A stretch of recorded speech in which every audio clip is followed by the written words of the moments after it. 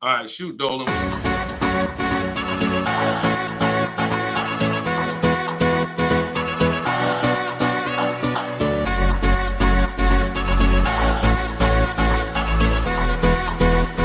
The worst possible thing you could say when you walk into a car dealership. I spent 5 years with Mercedes-Benz, 5 with General Motors, and the worst thing a person could say when they walk in is, if you could just get me to this payment, we got a deal.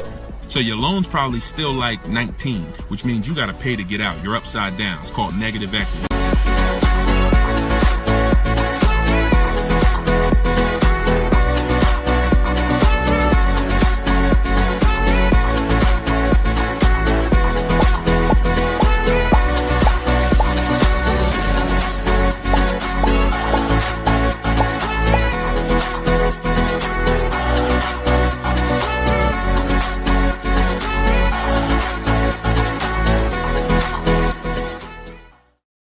What's going on, everybody? We are officially kicking off episode 1 of Car Shopping Questions and Answers.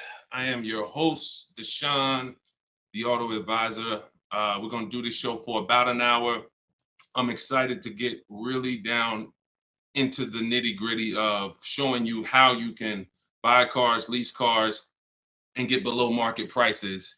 And if you don't know me, I spent 14 years in the car business, 5 with Mercedes-Benz, 5 with General Motors. And now what we do is we devote our time and our energy into teaching you how to car shop with strategy, how to understand the things that you haven't been taught to understand. So we do rapid fire Q&A. And no matter where you're at, I want you to start typing your questions. We're live on 4 platforms right now. And this whole broadcast is going to be sponsored by my new book. It's a digital book. It's called Cars from Home: 7 Steps to Saving Time, Money, and Avoiding Dealerships. There's a link in every single post, so you can get your copy at 75% off for the next 30 minutes. But while we're here, let's go deep. And everything I'm going to be teaching you is going to be out of my book. And all of your questions are going to be answered in one of our 7 steps. So start typing your questions. I got my man Dolan in the background. I see a lot of people on TikTok, but I don't see the questions coming in on TikTok yet.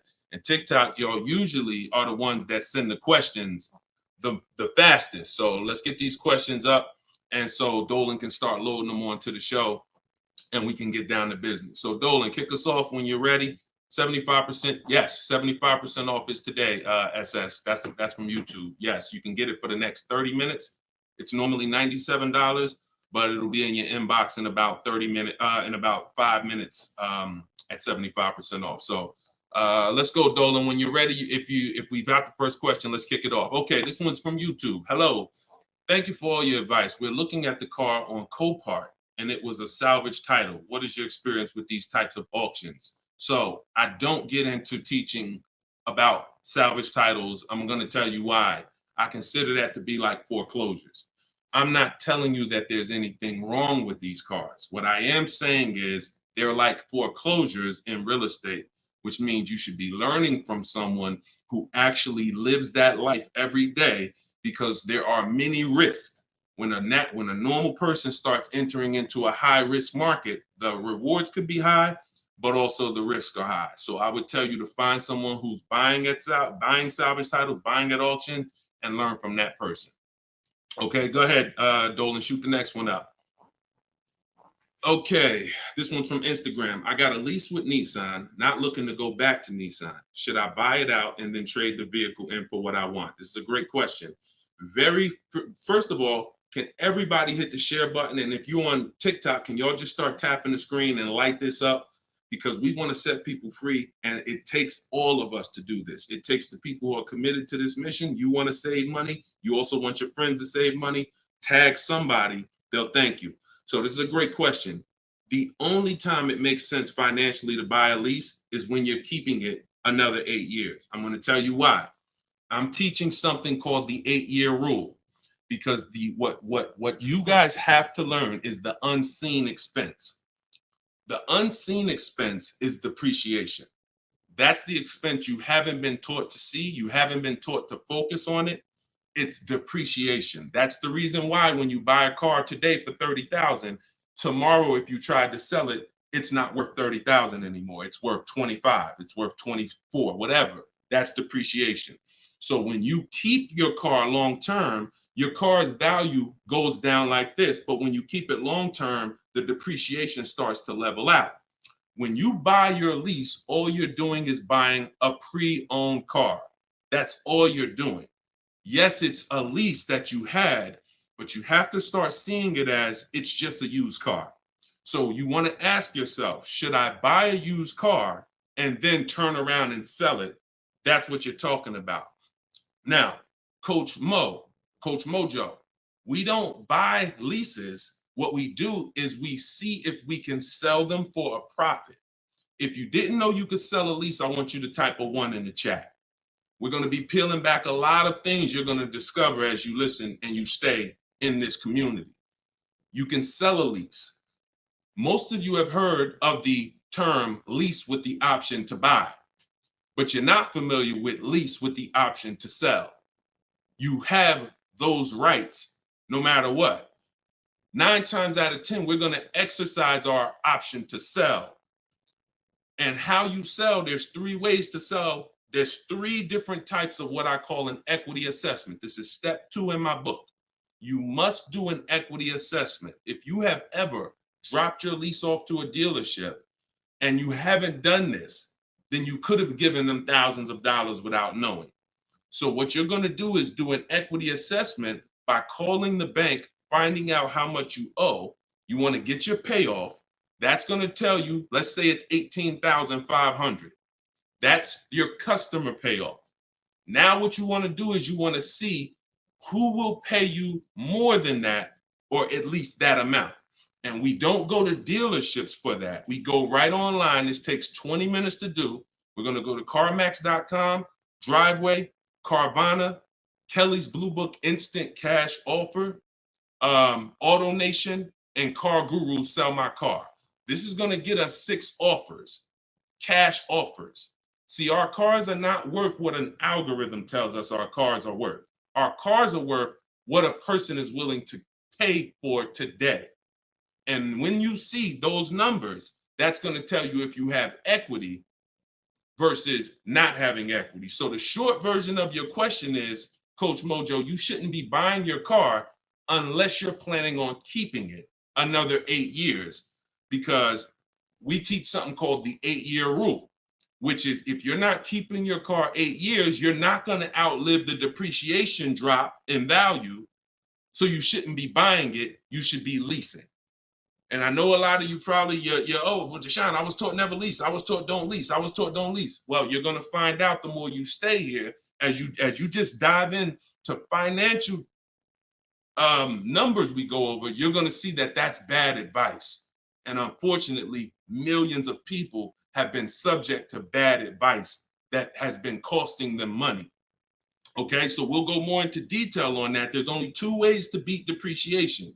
Long-term ownership, that's our 8-year plus people. If you're keeping your cars, your next car, if your plan is to keep it 8+ years, I want you to type K in the comments for keeper. Type K in the comments if your next car, you're like, Deshone, my next car, I want to keep it at least 8 years. I want you to type a K. All right? Now, if you are not keeping your car at least 8 years, then you should be shopping for a lease, because that's how you're going to avoid depreciation. We're going to talk more about leasing, because you cannot just get any lease. You have to get what I call a good value lease. We'll go more into detail on that. But that's the foundation, Coach Mojo. Answer those questions first before you think about anything else. All right? Go ahead, Dolan. Shoot the next question up, man. Keep typing the questions, y'all. We're bringing them from all platforms. This one's from TikTok. What to do if you have no pre-approval letter, even with a 730 score? Okay, great question. We don't focus on pre-approval letters. What we focus on is making sure, all right, so I teach something called the bank bidding war. Everything we're going to do from now on is going to be a bid. Could y'all keep tapping the screen on TikTok? I see y'all running the lights up. When y'all keep tapping the screen, what it does is let TikTok know, listen, more people need to get over here, because we're talking about something that everyone needs to hear. So I appreciate y'all. Look, they're running them up. What to do if you have no pre-approval letter. So we were taught always get pre-approved. But here's the problem. People got onto it. Whenever we do something and the public starts moving in a way, the big companies adjust to it and they find a way to infiltrate it. Most of the companies that you're trying to get pre-approved from, that I'm trying to get pre-approved from, their goal is to isolate us. Something called restricted pre-approvals. I'm gonna tell you what a restricted pre-approval is and why we stay away from them. A restricted pre-approval limits where you can shop. We'll approve you, but only to shop with Carvana. We'll approve you, but only to shop with our dealer network. We'll approve you, but only to shop with a drive time dealer. Because a pre-approval is the whole purpose when you learn how we shop, which is to shop wide. When you start seeing to shop wide and get multiple offers and see the entire 100-mile radius within where you live as a huge market where people are competing to sell you a car, you'll start seeing why we never want to deal with a restricted pre-approval. So what we do is we use something called the bank bidding war. The only way, how many people have asked themselves, did I get the best interest rate? Type dollar signs. If you've asked yourself ever, you bought a car and you said, did I really get the best interest rate? Type a dollar sign if you've wondered that. See, the only way to get something we call price assurance, which is to guarantee. See, these are powerful words that I want you to add to your vocabulary when you're car shopping. We need to guarantee that we got the best interest rate. How do we do that? Getting bids. Experian wrote an article. They allow you to have multiple lenders pull your credit with a hard pull and compete and give you rates within a 14 to 45 day period. Now, don't ask me why they say 14 to 45 days. That's the window. I'm going to teach you how to do it in a way where it'll only take you 2 days and you're going to let tons of people run your credit and you're going to guarantee you got the best rate, and it's going to weigh on your score like one hard inquiry. So if one hard inquiry would have dropped your score 9 points, natural. We buy a car, a hard inquiry is going to drop our score. That's natural. But we're going to get 20 hard inquiries and it's going to drop our score the exact same way. This is how it works.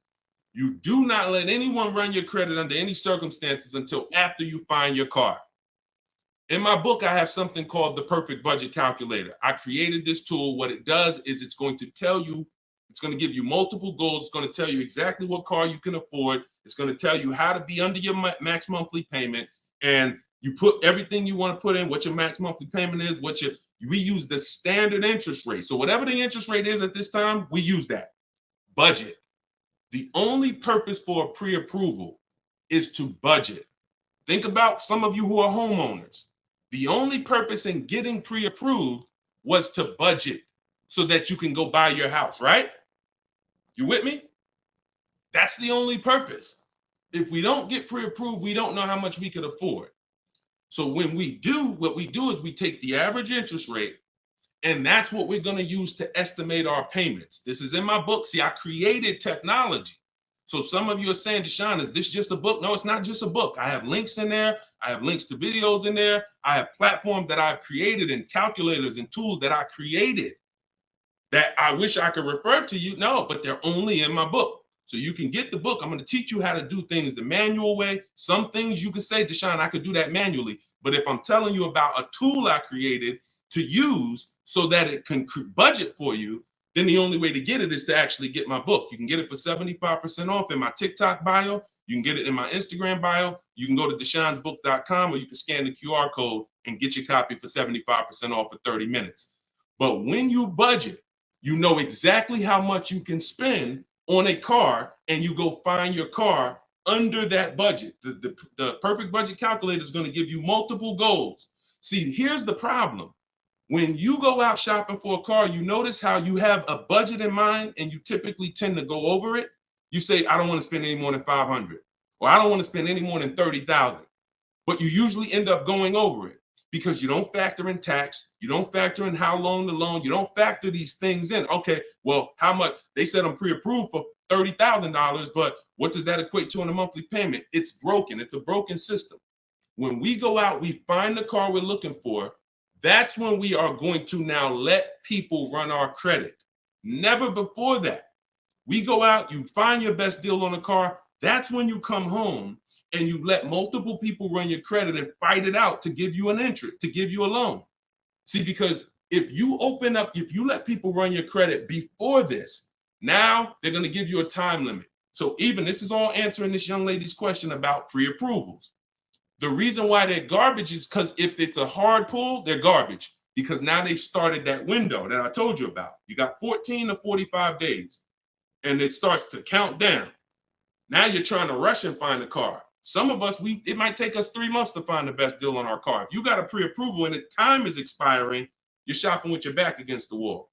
Second reason it's garbage is because once they give you a pre-approval, you are now tied to them and you don't have the opportunity to bid, and it's just garbage. So do what I'm telling you to do. When you find your car, that's when you're going to come home and you are going to now let people run your credit, and then you are going to let the dealer see if they can beat it. See, this is a must. I know you may have been taught, oh, I don't let that dealer run my credit. No, make them compete. The bad part is when a dealer is trying to give you an interest rate when you have no offer. That's bad. But when you have an offer, that's when he's trying to beat it. And that's a very different thing. You tell him, hey, I got 7.2 from whatever bank. That's the best offer I got. Okay.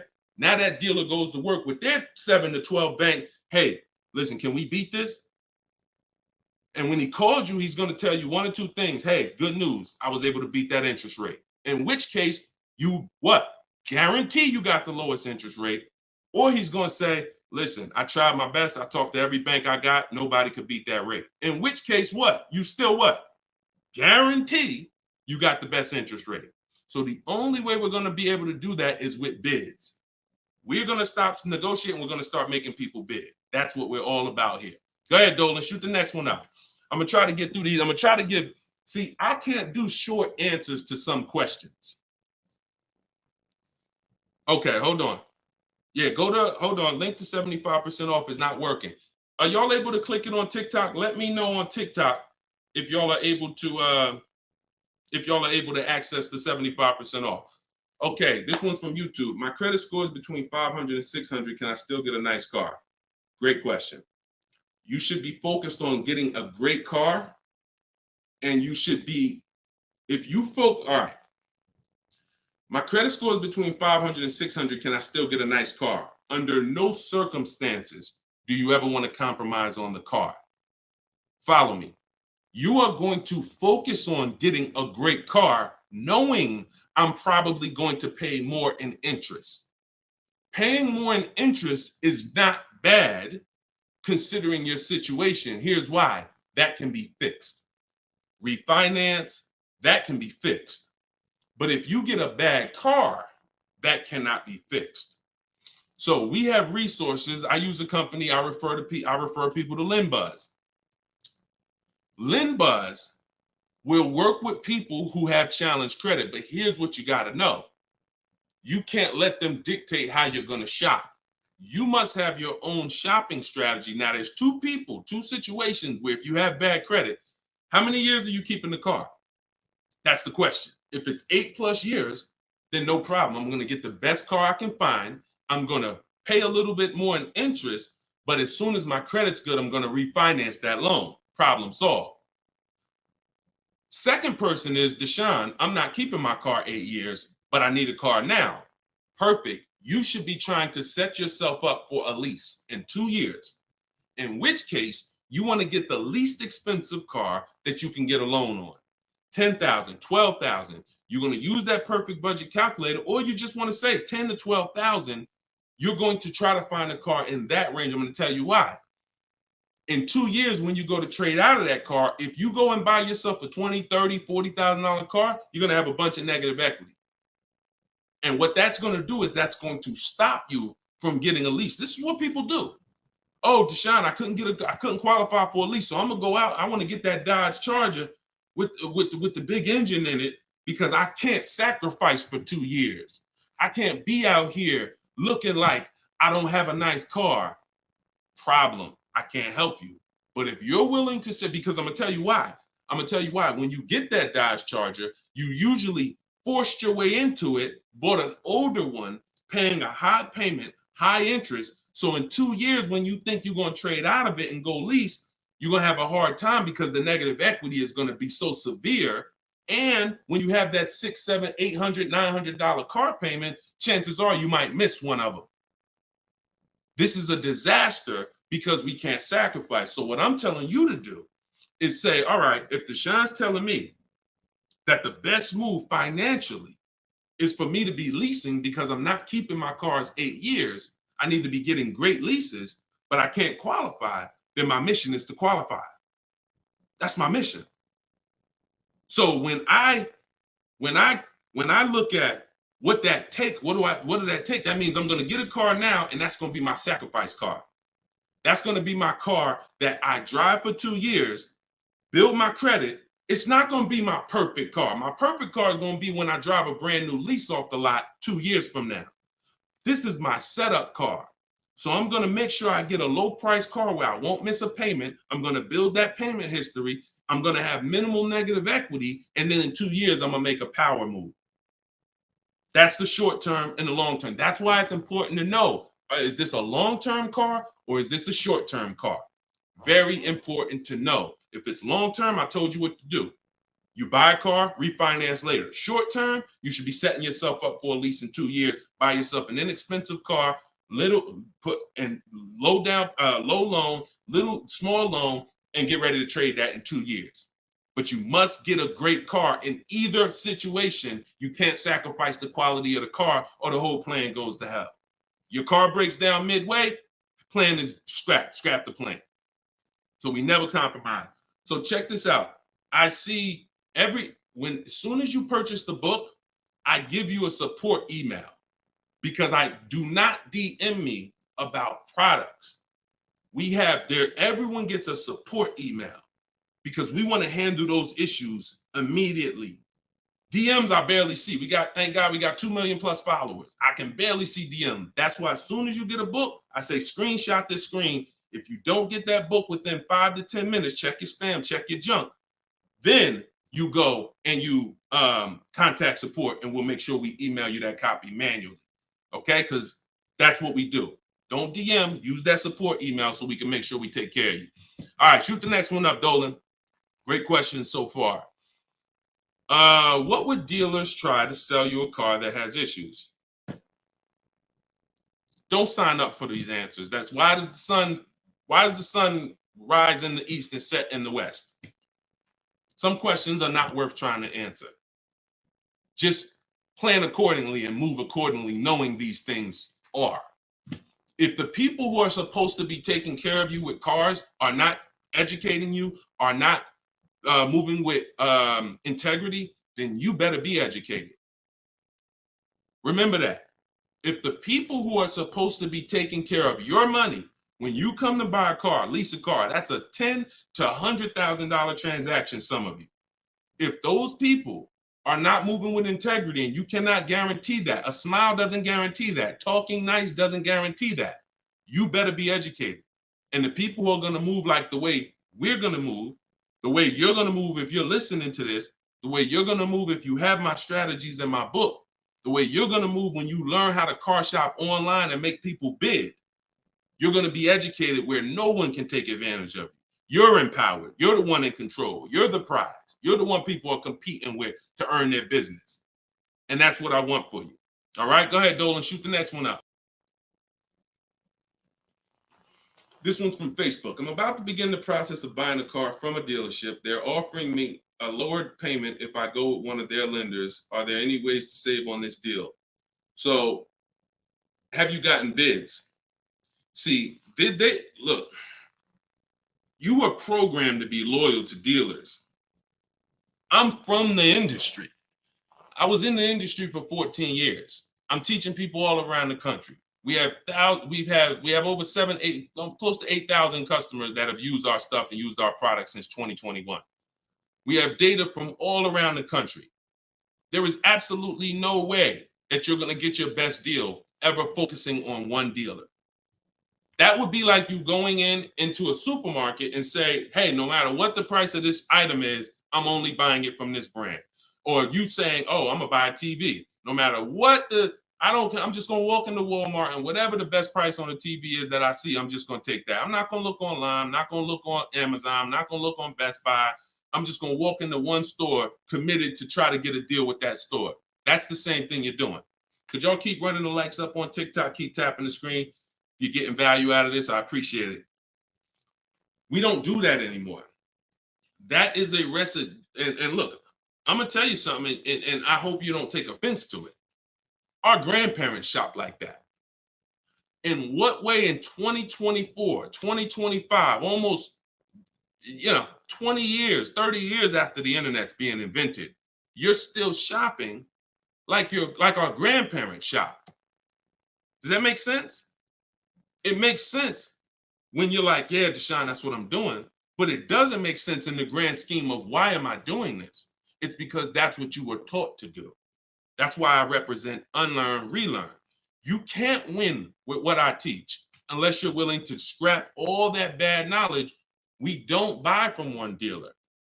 3 transactions that people have been, I'm gonna break this down real quick in literally a second so y'all understand. There's 3 transactions that you've been taught to give to car dealers. 3. Buying your car from them is one transaction. Who you get your loan from is another transaction. Who you sell your old car to is a 3rd transaction. And many of you have been taught to give the dealer all 3. Meanwhile, there are people who only want to give you a loan. They don't sell cars. They want to compete for your loan. There's other people who want to buy your old car. They don't sell cars. They want to buy your old car. Y'all get what I'm saying? Type a Y for yes, if you're understanding that you have to start breaking these transactions into their own transactions. You can't maximize and guarantee you're getting your best deal mixing 3 transactions or 2 transactions into one. You can't do it. We're breaking them up. And now once we break them up, how do we guarantee we get the best offer in each one? Bids. So you understand? So what we're doing is we need to see our old car, our old lease, our old car that we have that we're replacing. Who I'm going to sell that car to is one transaction. And whoever's going to win the bid gets the car. Who I'm going to get my loan from, that's another transaction. And whoever wins the bid gets my loan. Who I'm going to buy my car from, that's another transaction. And who's going to win the bid gets the car, gets to sell me the car. And we do this in 60 minutes. See, what you're going to see, watch this. Let me show you Frina. Frina just picked up her Jeep last week. Look at the deal she got. This is why you're never going to get these deals walking in the dealers. You're never going to be able to guarantee your best deal walking in the dealers. You're going to sit at home and be in control. Look at Frina's deal. She said, look, I'm a proud graduate. Cards from Home that's our video library. And, like I said, I coach people all around the country. She said, I picked up this baby yesterday. Look at the date. 2024 Jeep Grand Cherokee Anniversary Edition. Followed the program, used all the scripts. I have scripts in my book. I have scripts that we don't talk. Because if you have to talk, you run the risk of messing something up. No offense. I'd rather you type. If you'd rather type than talk, type a 1. So contacted the dealers, sealed the deal, $579 a month. Look at the MSRP on this car. She got a hybrid one, $65,000 vehicle, almost 66. Her best deal, who won the bid, was a 0.88% lease. That is unheard of in the world. See, I teach something called the 1.5% rule for knowing when you're paying too much for a lease. The 1% rule has been around since way before I even got in the car business. If you could lease a car for 1% of the MSRP, no money down, no money out of pocket, you stole the car. This is 0.88%. I owe it all to Deshone. Without this program, I wouldn't have had the tools to shop from home. Shopping from home the right way is how you're going to win. Some of you may have tried, Deshone. I tried. It seems hard. Yeah, because once the internet was invented, internet salespeople got invented. And internet salespeople are trained to make it hard. They got to make money. And what they're going to do is they're going to make it hard for you to get a deal done, because half the time you don't even know the information you need to give them to get a quote. Hey, I got to give you where I work at, see if I qualify for any rebates. I got to tell you what cars are in my household, see if I qualify for any rebates. I got to tell you, what affiliations I have. I got to tell you what my date is. I have something called a no later than date. What's my deadline? Hey, I could buy a car, Deshone. I don't need a car for about 3 months. Should I start shopping now? Yes, you should. Because if you get in the market now and you can buy a car today, but you don't need it for 3 months, that's called leverage. See, most people walking in the dealers, they're like, hey, I need a car this week. I need a car today. That means the car that's coming 6 weeks from now, they can't benefit from that. You can. But you got to learn how to give this information. And this is why when you try to shop online, you have a hard time, because you don't know. You're defensive and you're like, I'm not giving a dealer what they need, but I'm also not staying in a position where I don't give them too much information where they can use it against me. So that's what we'll learn. Everything I'm teaching you is, if I can boil it down to a couple simple things, mastering the science of shopping from home.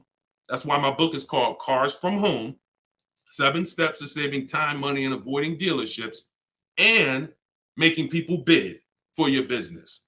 We can sum that. Once you master those 2 things, you're going to save more money in 60 minutes than you ever saved going into dealers 2, 3, 4 times, spending hours in there. And you're going to have price assurance, which is guaranteeing that you couldn't have saved any more money. That's what Freenah has. That's what I want you to have. Go ahead, Dolan. Shoot the next one up, brother. Keep typing your questions, y'all. We're bringing them in from all platforms. Let me bring Freenah's pick down. All right, perfect. Shoot the next one up. All right, I'm trying to fly through these, y'all, but I can't give short answers. You get what I'm saying? I got to give you the full answer. Can you get a great deal on the lease vehicles on a Range Rover? Okay, great question. You can't control the lease program. The lease program is what's going to dictate when the dealer wins the bid. Let's say a dealer, I always teach, when you start getting bids on a lease you should see about at least a $3,000 to $5,000 difference from your best offer to your worst offer. Now, sometimes it's more drastic than that. You're doing it, you'll see a $7,000 difference from your best offer to your worst offer, but you need to see a spread. I'm going to tell you why. 80% of dealers are overpriced. So when you start getting offers, if you don't get enough offers to where you see that spread, you haven't gotten enough offers. I teach you need to get at least 5. In my book, I have something called the 25 to 5 strategy. So once the whole purpose of a bid is to find the dealer that's willing to discount the car and sell the car lower than all their competitors. And if there's any rebates, to disclose them to you. That's only going to come through bids, because you don't know who you're dealing with. An 80% dealer is not going to tell you all the rebates. An 80% dealer will tell you, okay, yeah, there's no rebates, but there actually is. 80% dealer is going to say, all right, yeah, there's $1,000 rebate. Hey, but there's actually $2,500. So you can't depend on an 80% dealer. You have to get multiple offers and reveal who the actual dealers are who is going to win the bid. Now, once that happens on a lease, the lease program is in the background. And if the lease program is trash, then you're going to be over 1.5%. And over 1.5% means the payment you're paying, when it's more than 1.5% of the MSRP, that means you're paying too much for a car you're giving back. See, I was concerned to start making lease videos because I knew when people started finding out how good leasing was, they were going to just go into dealers and say, hey, work me up a lease. Problem with that is, if you don't know how to get a great lease, you're going to get a bad lease, sign up for it, and it's still going to be better than your history of purchasing. So you're going to think you won, but you left thousands of dollars on the table. So I don't want to teach you about going after leases until you learn how to get multiple offers so you can reveal the best deals. But what we do is we always with leases have 3 options, because we can't control the lease program. And if we can't control the lease program, we need to have a bet. Because look, y'all, There's tons of companies out there that are offering bad leases and people are signing up for them, especially some luxury brands. Every car has a different lease program. Luxury brands will say, hey, we're going to put a bad lease out there because we know we can ego sell people, which means, hey, come on, Mr. Jones, come on. How long you been driving Range Rovers? Man, I've been driving them for 12 years. All right, well, come on. You really gonna leave Range Rover over a couple dollars? Yeah, but I mean, the lease seems kind of high. It seems like, I'd be better off buying the car. No. If you don't know that, they're going to ego sell you. So until people stop signing these bad leases, we are not going to get to the point where some of these banks say, all right, we got to stop with the bad lease deals. Now, conversely, opposite end, there's phenomenal lease deals out there. Like Yusuf Rena. I'll show you a couple more before we jump off the show. So it's harder to get a great lease deal because there's a lease program. It's easy to get a car if you're buying brand new through bids. Easy to save thousands of dollars. But we can't dictate the lease program. And we're not going to sign I will never say to you, sign a bad lease. Dealer will tell you, oh, look, I'm beating all my competition. Phil, man, look, I'm saving you like $6,000. Man, I wish I could lower the payment, but the lease program's not good. That's okay. That's why it only takes us 60 minutes to get these quotes. We don't want to spend hours to find out it's a bad lease program. We pick a car, we get our bids. Within 2 days, we're going to know if it's a bad lease program, in which case we move to our Plan B vehicle. Okay? So everything I'm teaching is out of my new book. It's called Cars from Home. It's a digital book. It's called Cars from Home, 7 Steps to Saving Time, Money, and Avoiding Dealerships. Your goal is to master the science of car shopping from home and to start making people bid for your business. All right, that's everything it's going to show you in 7 steps, and you can get it for 75% off in my TikTok bio, or you can get it in my Instagram bio, or you can get it in my you can go to deshonsbook.com or scan the QR code. Go ahead, Dolan, shoot the next one up. This one's from TikTok. How do I get out of negative equity? 3 options for negative equity. That's it. And after I tell you these 3 options, I need you to know the cause. The cause is super important because I can give you a Band-Aid, but if you don't know the cause, you're going to continue to be in trouble. 3 options. 2 lead to a new car. 1 doesn't. Negative equity is the bad credit to people with good credit, because if you have too much, it will stop you from getting your car. So your first option with negative equity is to pay it off. Here's what happens. You want to use that equity assessment process that I told you about a little while ago. You're going to call your bank, find out what you owe. After you find out what you owe, you're going to go to those websites I mentioned: CarMax, Driveway, Carvana, Kelly's Blue Book Instant Cash Offer, AutoNation, Car Guru, Sell My Car. That's going to give you 6 cash offers. These people are bidding on cars every day. They usually put their best offer out there. In 30 minutes, you'll have 6 offers. They pay more than dealers on average. In fact, 2 or 3 of those bids you're going to get are actually from dealers. So it's a nice mix of offers. 3 of them are from online car buyers: CarMax, Driveway, Carvana. 3 of them are from car dealers, local car dealers. So it's a nice mix, but they're bidding. That's going to lead to the least amount of negative equity, because remember, when you get bids, you're getting the most value.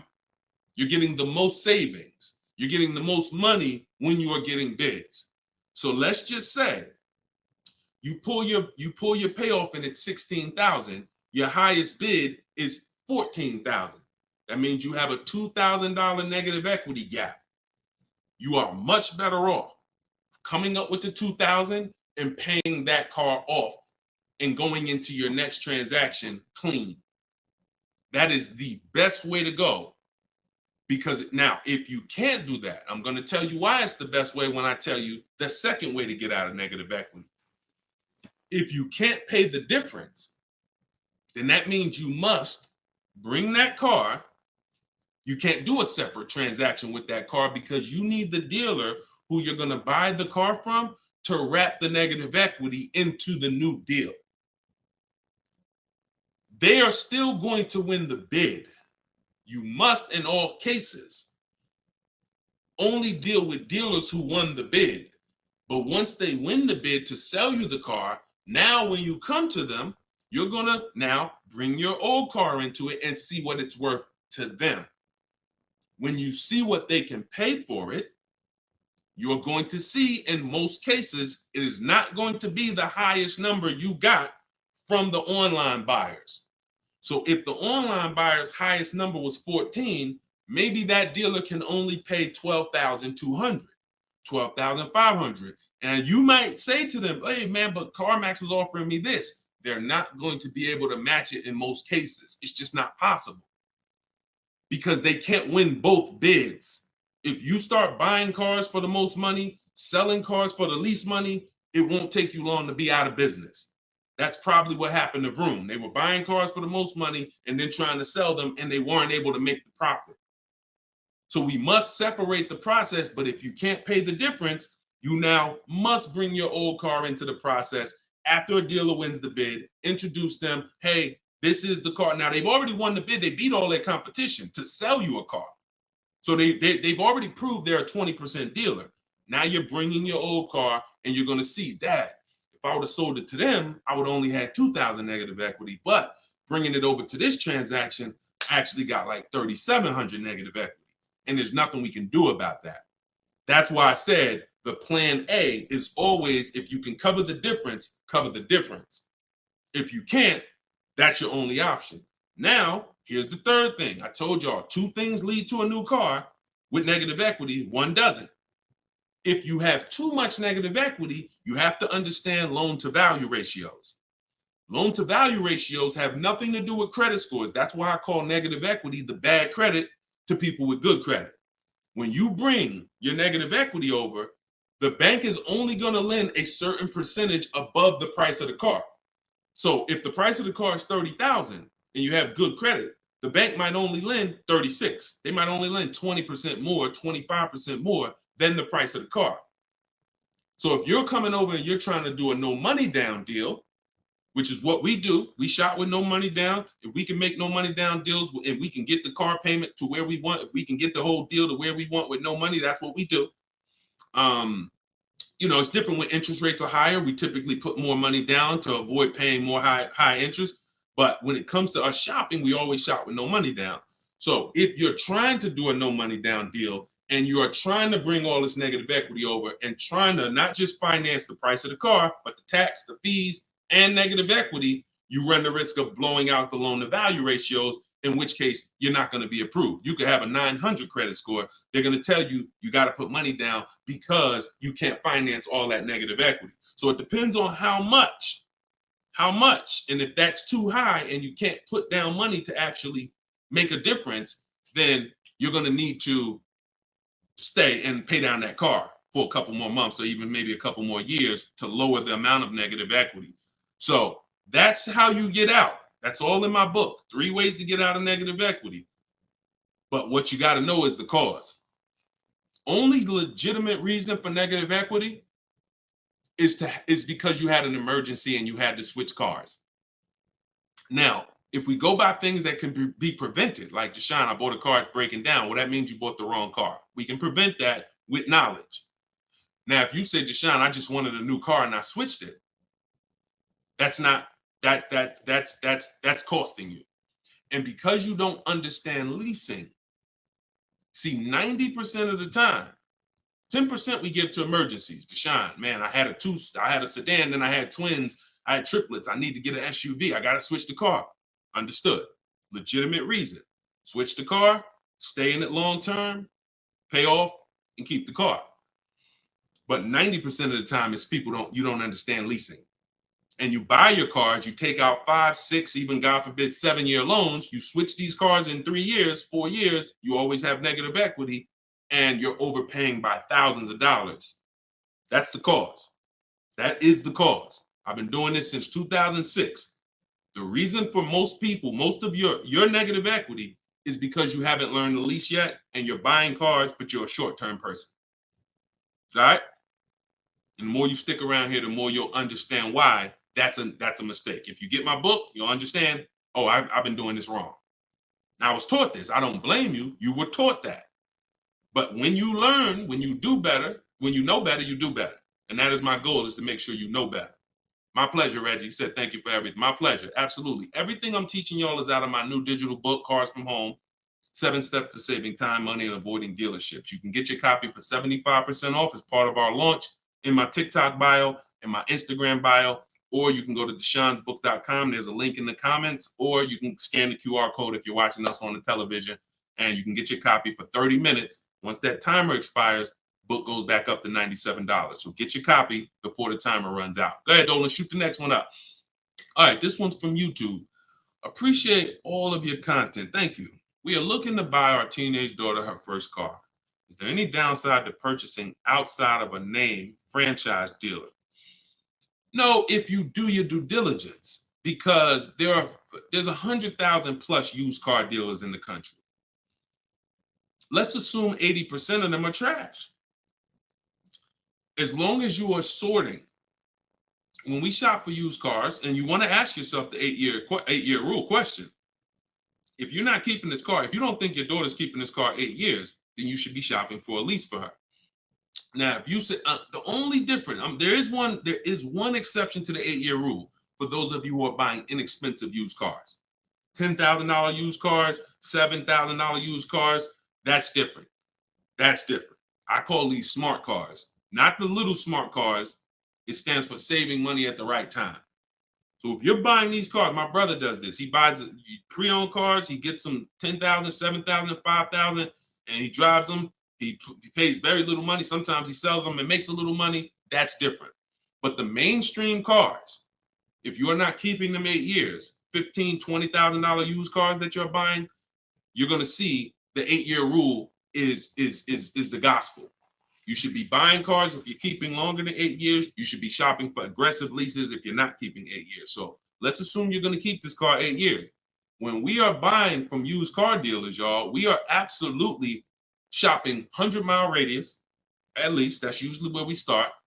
And then we're going to search, and we're going to narrow down based on title history, based on service records, based on accident history.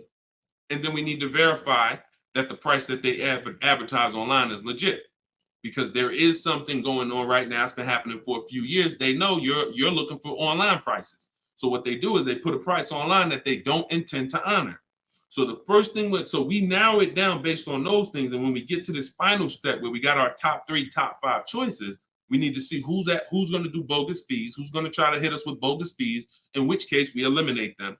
And then we narrow it down to the best one. And we need to pull the original. Listen, who's going to be buying a used car? I want you to type a U. If your next car you're keeping for more than 8 years is going to be a used car, type a U in the comment. In the comment section. Or if you've purchased a used car in the past, type a U in the comment. Type a U in the comment. Okay, Snowman, I see you. Felicia, I see you. Miss Bambi, I see you. Reginald, I see you. Okay, so we got a lot of people. Okay, all right, we got a lot of people who are going to be buying a used car or have bought a used car in the past. What I just told y'all is how we're going to talk about how we're going to get a quality used car. Plus, I do something, step 4 in my process is we have to do a longevity check. Some of these cars have data that shows they don't last more than 80,000 miles before the transmission goes out. If you don't know that, then there's nothing you can do but be surprised when the transmission goes out at 78,000 miles. So we always want to do a longevity check on Google. We search these things. But the other way, what I just told y'all is how we make sure we're getting a quality car. Accident, title history, service records, accident history. But when it comes to now the value, Deshone, how do I make sure I'm actually getting a great price? How do I make sure that the car I'm buying is the best price in the market? We need to know the original price of the car. We need to know what the car was brand new. Because what you've been taught is to focus on what the website tells you. Is this a good deal? Great deal, below market. Because websites, their job is to be accountable to the people paying them. And if they were telling you that this car that you're looking at for $30,000 was originally $38,000, and it's actually only being discounted $8,000 from when it was brand new. If they were telling you that, then no one would be buying those cars in which case no one would be paying them to list their cars on those websites. So they're not accountable to you or me. They're accountable to who pays them. So we find out through the window sticker what the original price was. Carfax has agreements with some brands where they will actually give you the original window sticker, but we must get the original window sticker. And when we get the original window sticker, that's going to tell us the discount with something I call the true value percentage. We created this. The true value percentage is the discount from the price when it was new. And that's all that matters when you end up choosing a car. Give you an example as we wrap this question up. If you're looking at three Honda Pilots. You've narrowed it down to 3 Honda Pilots. They're all within $1,000, $1,500 of each other. One's $30,000, one's $30,500, one's $31,000. Similar mileage, similar title history, similar everything. We get stuck right there. We don't get stuck when we get the original window sticker and we see that one of those Honda Pilots brand new was $45,000. One of them brand new was $49,000. One of them brand new was $53,000. You see how immediately access to that information separated the value? They all look similar. Type dollar signs if you got that revelation. If you understand that just that bit of information. I'm looking at 3 cars, they all look similar. Dag, they all look good, similar mileage, similar price on these websites. Which one do I pick? Man, I'm stuck. Knowing the original price, one's 46, one's 49, one's 53. The one that's 53 immediately becomes way more valuable than the other 2. That's what we're talking about. See, it's my job and my mission is to show you how to car shop online, show you how to master the science of car shopping online, show you how to make people bid for your business, and to show you where the hidden money is that you have not been trained to see. Everything I'm teaching is in my book. I don't hold back on these lives. You guys could tell. But if you're like Deshone, I want all this information in one place. I want to be able to use this as my car shopping Bible for the rest of my life. Digital book, Cars from Home, 7 Steps to Saving Time, Money, and Avoiding Dealership is in avoiding dealerships in my TikTok bio, in my Instagram bio, and it's 75% off as part of our launch. Get your copy, use it, and win. All right, let's go, Dolan. Shoot the next one in. Great questions today. Let's go. Keep typing them, y'all. We're going to try to get through as many as possible. How many miles can you drive a leased vehicle? Great question. Many of you were taught that you have to take what they give you. Or some of you were taught they only do 10,000 miles a year on a lease. All of that was bad information. You pick the mileage on your lease, and there are leases that go up to 30,000 miles. Now, some of you might say, well, who drives 30,000 miles a year? Who drives 25,000 miles a year? If you drive 25 or 30,000 miles a year, type HM in the comments for high mileage. So when you think about that depreciation curve that I told you about, your car's value normally, if you're a normal driver, your car's value goes down like this. If you're a high mileage driver, your car's value goes down like this. And so the mission is always to avoid the unseen. This is the unseen expense. I want you to always keep this in mind, because as long as you keep this in mind, buying versus leasing is going to be paramount to you, because you want to avoid this. If you're buying cars 2, 3, 4, 5 years, switching them out, you're switching them out when they're losing the most value. But long term, the value cools off, the depreciation levels out. You don't lose as much value over the years. Some of you have cars that's been outside for 8, 9, 10 years. That car is going to be worth about the same amount it's worth today, a year from now. You've won. That's the goal, to get to that level. If you're buying, if you're like Deshone, I'm not keeping a car 8, 9, 10 years. I'm not going to ever reach that level. Then you should be shopping for leases to avoid the depreciation hit. So when it comes back to 83rd degrees question, you can tailor a lease up to 30,000 miles a year if you want. And here's where I learned this. I was a manager at Hyundai for 6 weeks. Guy came in. He was returning his lease on a Hyundai Sonata. I was doing the lease return for him. And I said, hey, you leased this?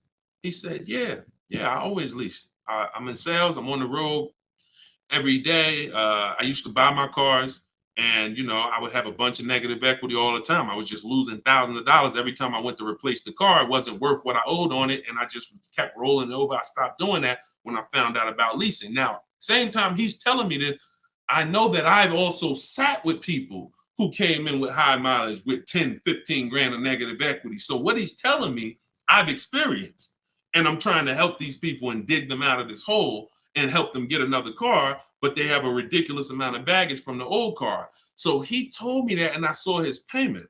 And I said, man, this payment is only like $175 a month more than a really good deal on a regular lease. And so from then I understood. I'm going to teach people that you need to understand, if you get a great lease deal and then you bump the mileage up from 12,000 to 22,000 or whatever you need, you're going to pay thousands less than if you bought the car and just took that depreciation hit. You bring that car back with 75,000 miles in 3 years, the car is worthless, but you still owe $17,000 on it. That's the difference. So leasing mileage, you pick it, and you can customize it up to any amount. But we always shop for 12,000 miles a year. Always. We don't shop for high mileage leases. When we get our quotes, if you're using what's in my book, the 25-to-5 strategy, we get our quotes with 12,000 miles a year. And once somebody wins the bid, then we convert the bid. We tell the winning dealer, hey, could you show me what the payment's going to be with 18,000 miles a year? And then we customize the lease. If we're going to do any down payment, we always customize after we've identified the winning dealer. Great question. Great question. Go ahead, Dolan. Shoot the next one out. Great questions today. All right, keep typing them, y'all. What advice would you give a first-time buyer who doesn't want a car note? Then go save up your cash and go get the best car you could afford. But why is it we always, Whitney, just send an email to support. If you're having trouble getting your book, just send an email to support. We'll send you a copy manually. Oftentimes it's a little one letter is different in the email. So that's why as soon as you purchase, I always give you that support email so that we can make sure you get your book. Okay? But what advice would you give to a first-time buyer who doesn't want a car note? Save up your money, get the best car you can afford. But here's what I want to ask you. Why is it that the only time we want to avoid a monthly payment is with a car? We don't say to the electric company, I don't want a monthly payment. We don't say to the water company, most of us who are buying a house, we have a mortgage. Most of us who are renting, we pay rent every month. Why is it that the only thing that we say we don't want a monthly payment on is a car? Why? Now, I'm not telling you paying cash for cars is bad, but I'm telling you that if you're dealing with a mindset that is, I'm going to pay cash and save up and get a car that is less than a quality car because I don't want a monthly payment. So I'm going to get a car, save up, scrape together some cash and get a car that is less than I could actually get if I used a little leverage, little loan. See, there's something called over leveraging. I'm going to take a 7-8 year loan to afford a car. That's called over leverage. That means you're trying to get a car that you truly can't afford, but you're going to use the bank's money to actually do it. That's over leverage. That's like going in and saying, hey, I'm going to get a 50-year mortgage because I don't want to buy a $300,000 house, $400,000 house. I want to buy a $600,000 house. So I'm going to get a 50-year mortgage so that I could afford the monthly payment. When you do this, there's, again, cash buyers. Nothing wrong with that. But I'm concerned with the mindset, the reasons why. Because the reasons why it makes sense to pay cash is to avoid the interest if interest rates are high. 7, 8, 9%, you want to pay cash? Great. But there are people who come into the dealer. I was blessed to work in some very affluent towns white collar and blue collar towns. So I had people making 30, 40,000 a year. I had people making 30, 40,000 a month. And what was interesting to me is those who were able to afford paying cash for the car could write a check, because when I would ask them, how are you going to pay for the car? They would ask me, well, what are the rates? If I had a 0% interest rate or 1% or 2%, if their money was making money for them, they wouldn't put it into the car because they see the car as a depreciating asset. What does that truly mean? When I put 30,000 into the car, what is my 30,000 worth to me in 5 years? Let that sink in. Anybody who's paying cash for a car, if you're bringing money out of stocks where you're getting 8%, 7%, 10%, bringing it out of real estate where you're getting 10%, 12%, 15%. When you put that 30,000 in a car, what's that car worth in 5 years, y'all? What is a $30,000 car worth in 5 years? Average miles, 60,000 miles driven on it, 30,000. What is it worth in 5 years? Throw some numbers out there. Throw some numbers out there. Let's see. See what we come up with. My guess is 30,000. Knew that car in 5 years is probably worth like 14. Okay, Pink Butterfly said 13. 19 is too generous, I think. 17, 12. See, some people may be confused about this seller's market we had for 3 years, because you might have just sold the car in 3 years and made some money over the last 3 years. That market's gone. So you might have really said, Deshone, I bought a car for 30 and I sold it in 3 years. I sold it in 2022 and I got 23 for it. Well, that's never going to happen again unless we have another, worldwide inventory shortage, in which case resale values go up. Normal market, yep, 12, 13, 14, 15 generously. So a person who's looking at their cash and what their cash is doing for them, they look at that. I put that money in my car, 30,000. That money could have been in the market, and that 30,000 in 5 years could have earned me another $6,000 of interest, $7,000. In which case I'm up. But at that 30,000 in the car is worth now 15 or 14. So these are the things. I don't teach one size fits all. I teach custom. I teach, it depends on what you're doing with your money. If your money's invested and interest rates are low, then leverage a little bit.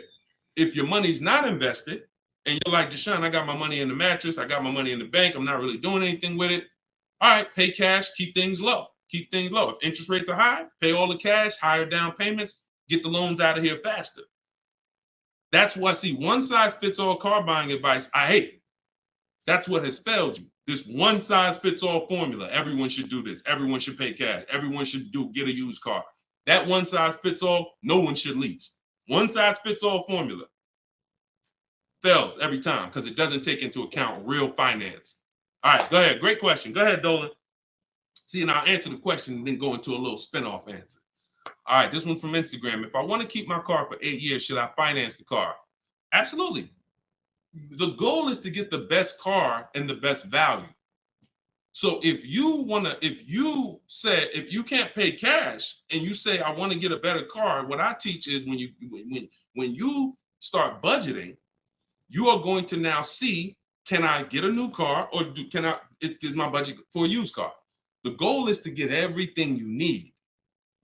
And really, if you could get everything you want, even better. What's the difference, Deshone? Well, needs is I gotta have 3 rows because I got 4 kids. Needs is I need a car that has enough power to get me on the highway because I'm on the highway a lot and I can't have an underpowered car. That's a need. A want is I want the leather, I want the big sunroof. So you must get all your needs at all times. You cannot sacrifice needs. I want y'all to put these 2 things into very important buckets, needs and wants. Needs and wants is the goal. Once the budget gets compromised, once you get out there, if you see I can't get the car I want with everything I need, everything I want, the wants have to scale back. The wants have to scale back, not the needs. I had a woman walk in the Mercedes when I was there, and she was like, hey, I want the big truck because I got kids. I need the 3 rows. And once we worked out the deal and the numbers, she saw the numbers and she was like, oh, that's above my budget. But what about the 2-row one? What about the smaller one? I said, didn't you say you need 3 rows for the kids? Yeah, you're right. You're right. See, she's about to take a need out to get a want. Does that make sense? So needs and wants are the big things. Needs will make you switch the car because you didn't get what you need. And when you switch the car, you lose money. So when you didn't get what you need, you will switch the car and lose money. If you didn't get what you want, that's easier to bear. Needs is like from day one, this car is not doing what I needed to do. So we must get our needs first. And that's what we talk about. So then you choose, can I budget, get me a new car or a pre-owned car? And once you make that decision, you just go out and you're now shopping the market. I use, in my book, I have something called the multiple marketplace strategy. This is when we shop for used cars. We're on all the marketplaces. We're seeing the whole market as one big marketplace. Everywhere cars are, we are looking and we're narrowing it down to our best, top 3, top 5. And then we're taking one across the finish line. You can't get below market deals on a used car until you see what the market is. See, let me go deep on this for a quick second. The goal for me, if you're learning from me, your goal is to get below market deals, below market leases, below market. You saw Freena's lease. That's a below market lease. That's not a lease that you see advertised that people are getting. So below market pre-owned cars. In order for you to get a below market pre-owned car, you got to know what the market is. So sometimes you're going into one dealer and you're looking and saying, okay, let me negotiate with him. That's a mistake. You don't know what the market is. When you see the low side of the market on a used car, now you're able to see, again, if you're shopping the right way, there's always a spread because there's always people untrained who are going to pay the higher prices. They're going to walk into those dealers. They're going to go back and forth, take $2,000 off. They think they won, but you were negotiating with one of the higher price dealers. So because he took $2,000, $3,000 off, you think you won, but you were at the wrong dealer to begin with. So once you actually see the low side of the market, we zero in on that. And we zero in on that, and we look to take one of those deals across the finish line. Can't get below market deals if you don't know what the market is. That's why when we look at used cars, we're not looking to buy the first day. We're not looking to buy the second day. Sometimes some of you are like, Deshone, I got a couple months. You might want to watch the low side of the market. You might want to, we always get alerts. When we go in, this is all in my book. If you like Deshone, I want to know all of this. I need this in my hand. It's in my book, Cars from Home, 7 Steps to Saving Time, Money, and Avoiding Dealers. 75% off in my link, in my bio, TikTok, in my bio, Instagram, or go to DeshonesBook.com or scan the QR code. But when we are getting these, when we are looking at the low side of the market, you might want to watch it. You might want to watch it and see, okay. And then we have alerts on. So every new car that pops up on these marketplaces, we get an email immediately. So we get an email immediately. And if I know that the low side of the market is 22, 23, the minute that car comes on, I'm going to be one of the first ones on it, where everyone else is going to hesitate. When a dealer gets a new car, typically a person who doesn't know the market, they're going to go in there and they're going to be like, all right, is this really a good deal? Meanwhile, we know the market. So we know in a minute, I'm going to snatch that deal before anybody even knew it was there, because the best deals do not last. And that only comes from knowing the market. All right, go ahead, shoot the next one up, Dolan. Great questions today. This one's from YouTube. What can I do to increase my confidence so I can negotiate more intelligently? Stop negotiating and start making people bid. Who's not a good negotiator? Type me. You're not a good negotiator. Type me in the comments. Not a good negotiator. Type me in the comments. Okay, that's most of you. And I'm a good negotiator, but you can't get guarantees being a negotiator. Pay attention to what I'm saying. I'm a good negotiator. I did it for a living, but I can't guarantee the lowest price negotiated. The lowest price only, the guarantee of the lowest price. I could be a good negotiator. Negotiator is always going to leave wondering, if you go back and forth with somebody, back and forth, back and forth, back and forth, you always leave wondering, could I have gotten a little more? That's not a guarantee. That's not price assurance. Bids Guaranteed, because I'm getting 5 to 7 offers. I'm having in my case, I teach the 25 to 5 strategy. We're connecting with 25 dealers. We're getting 5 to 7 bids. Whoever wins the bid, win. That means you beat 25 dealers to earn my business. That means I guarantee that I paid the lowest price and I don't have to talk. That's why in my book are scripts, online scripts. That's the one part that I can't teach you. I can't teach you. It's not that I'm holding back. I can't teach you what my scripts are that are copy and paste. When they say, hey, when can you come in? My script says, hey, well, I'm actually going to be handling my whole transaction online. Oh, actually, well, we don't quote online. Okay, that's not what other dealers are saying. Should I remove you from my list? See what I'm saying? When we're copying and pasting and we know what to say to everything they're going to type, now we move things forward. We keep it on our agenda. This is all in my book, in my video library. This is what the people who have learned from me for the last 3 years have been doing. That's why you see people like Frina. That's why you see people like Pierre, got himself. He came in, got a 22 CX5. Very big thanks to Deshone the Auto Advisor, educating and empowering me to control the entire purchasing process. The perfect budget calculator really helped me figure out what I could realistically afford. With the true value percentage, we talked about that earlier in the show. Everyone purchasing a used car, true value percentage is what we use to make sure we win, price-wise. I spotted the best deal, 6 similar listings, saved over 20% off the original MSRP. I also shop for my own financing. See how we break these transactions down? You see how he's breaking the transactions down? That's how we get bids in each category. Also, I shop for my own financing, got the dealer bank to match it. See? So we're not doing the shop for my own. Oh, I'm not going to let that dealer run my credit. He knows the bank bidding war. The bank bidding war is all these people are going to bid. So I guarantee I got the best price on my used car I bought. I guarantee I got the best loan because the dealer couldn't beat it, but they were able to match it, which means it saved me the time. I didn't have to go through that. And the dealer, see, we guarantee. That's what I want for y'all.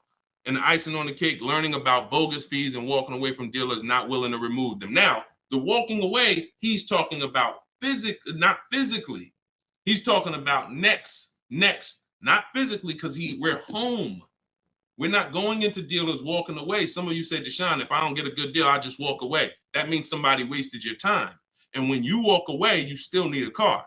So you're not hurting the dealer when you walk away. Someone's going to buy that car, even if it's overpriced, and they're going to look at you and say, well, you still need a car, so it's really your loss. When you learn to do this while you're in your living room, you'll understand I don't need to walk away ever because I'm in control. No one's going to waste my time. And this only comes from mastering the science of shopping from home. That's why my new digital book is called Cars from Home, 7 Steps to Saving Time, Money, and Avoiding Dealerships. Go get your copy for 75% off. Use it. Everything is in there, from high mileage driving strategies to leasing to giving you a video to help you understand leasing.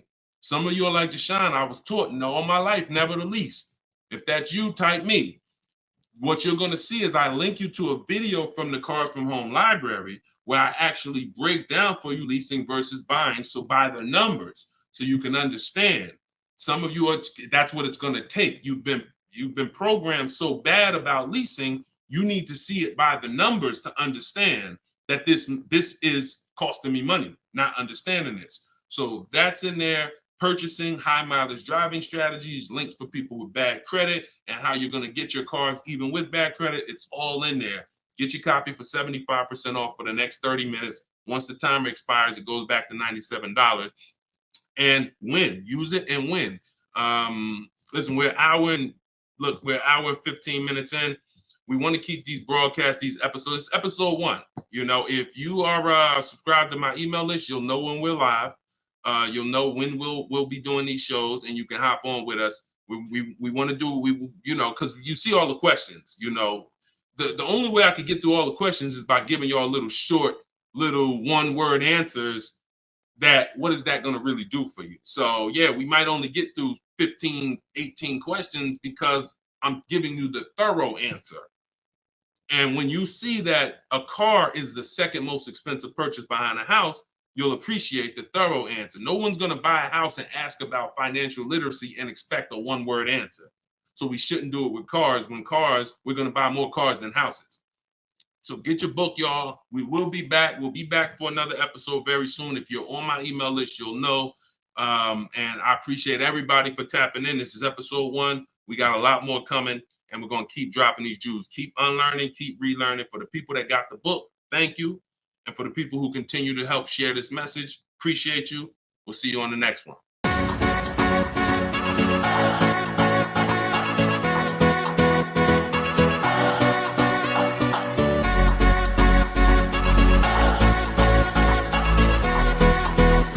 The worst possible thing you could say when you walk into a car dealership. I spent 5 years with Mercedes-Benz, 5 with General Motors, and the worst thing a person could say when they walk in is, if you could just get me to this payment, we got a deal. So your loan's probably still like 19, which means you got to pay to get out. You're upside down. It's called negative equity.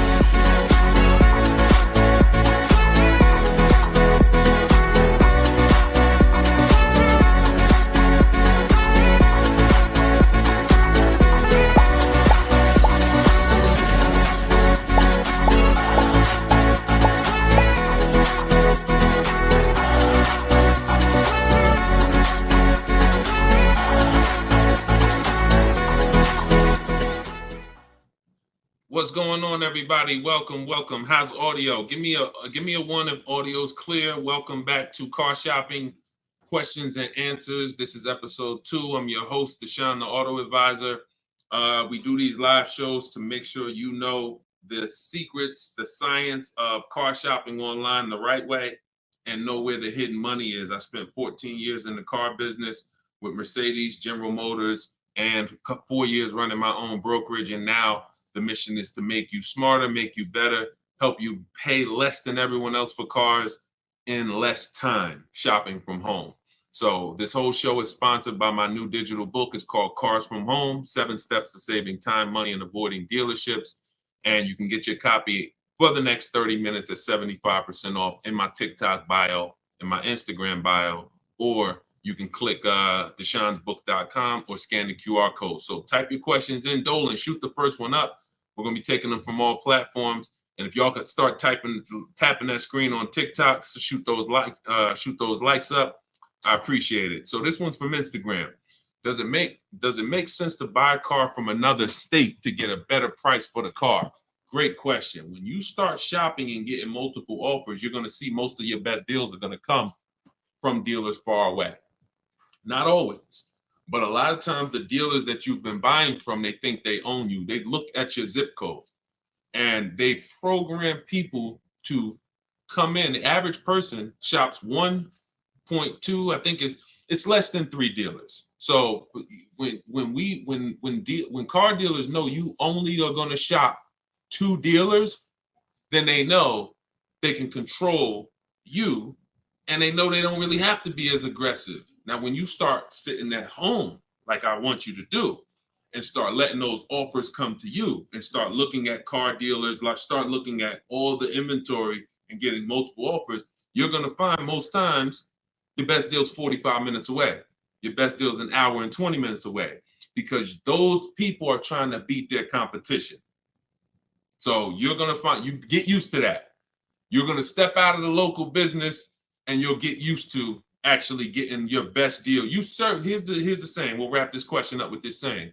You buy your car from who makes you the best offer, AKA who wins the bid. If you're new here, we make people bid for our business. The more time you spend with me, you'll never negotiate again. You'll start making people bid.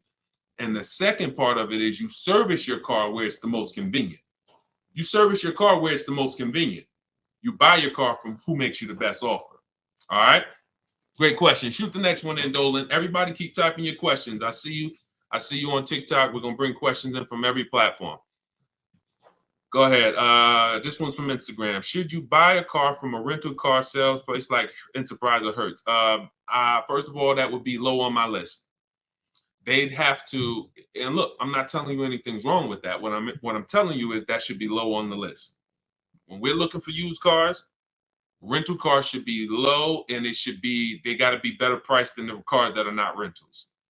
So I'm not going to Enterprise looking for what they have. I'm going on Market. We use 8 marketplaces, y'all. When we shop for used cars, I have something called the multiple marketplace strategy. Multiple marketplace strategy is like it's you going everywhere, looking everywhere that used cars are. Example, if you were buying a TV, would you walk into Walmart and just say, all right, let me just look at this TV y'all got. All right, y'all want $1,000 for it? No, you would be online looking at Walmart.com, right? Amazon, Best Buy, and any other website with a TV, right? Type right if that's the way you would shop. You look at someone who just walked into Walmart and say, why are you shopping like that? You see, so we bring the same things to car shopping. Same things. You're going to stay at home and you're going to go on these websites. CarMax is in the running. Carvana's in the running. None of these people we buy from exclusively, they must win the what? Let's go. Type fast. I want to see y'all typing. I want to have this conversation with y'all, but you got to type fast. They must win the bid. So CarMax is there. Driveway's there. Carvana's there. Cars.com is there. Auto Trader is there. Car Gurus is there. We even look at eBay Motors. So everywhere they're shopping, they're putting inventory. That's where we're looking. Now, if a rental car place has their inventory listed there, then they're in the runnings. If they have their inventory listed on their little website and they just want to sell local people these cars, no, we're not interested. We're not interested. Great question. Go ahead. Go to the next one, Dolan. This one's from TikTok. Is an extended warranty worth it if you buy your lease? I don't get why so many people are buying their leases. Make it make sense to me. Used cars. If you're not, see, we're finding that a lot of people buying their leases because they actually don't know how to shop. So when you look at the deals that we get, you look at in the last broadcast I showed you Freena. You've seen Greg, $527 a month, $56,000 Kia EV6. You've seen Taupe, $690 a month. She leased her car, $690 a month, $54,000 BMW. Now I know y'all are looking like there's no money down on these particular deals, and saying, oh well, if everybody's putting, if these don't look like the deals I see on the commercial, that's because they're not. You're not going to get great deals looking at commercials. Ignore commercial. But we found that people are buying their leases because they don't know how to shop. And that's not a reason to buy your lease. Because what you're doing when you buy your lease is you're buying a used car. Now, let's just say you're buying this car and you're keeping it. Because sometimes you say you want to keep the car. 8 years, I have something called the 8-year rule. We do not buy a car unless we're keeping it for 8 years. Why? What's the reason? Because the depreciation is going to ruin you. So when you look at somebody like Taupe's paying $690 for a $54,000 car. Every $5,000 a month, every $5,000 that you borrow on a loan is about $100 a month. Depends on the interest rate for a 5-year loan. 5-year loan. That car would cost somebody about $1,100 a month. She's paying $690. See what I'm saying? So when you look at the fact that that's probably what a used BMW payment would cost her, but she's driving a new one for that. So if we're not keeping our cars 8 years, this should be your mission. Shopping for a deal like this, not buying a used car that you've already been leasing for 3 years, and now you're about to put a loan on it for 5 or 6 years for the balance. Does that make sense? We are not tying up our time in cars. It's only 2 purposes. I'm going to get a great lease deal, or I'm going to buy a car I'm going to keep for 8, 9, 10, 12 years. That's it. I want to get you from being stuck in the middle. Go ahead, Dolan. Shoot the next one up. People stuck in the middle lose money. Long-term buyers don't lose money.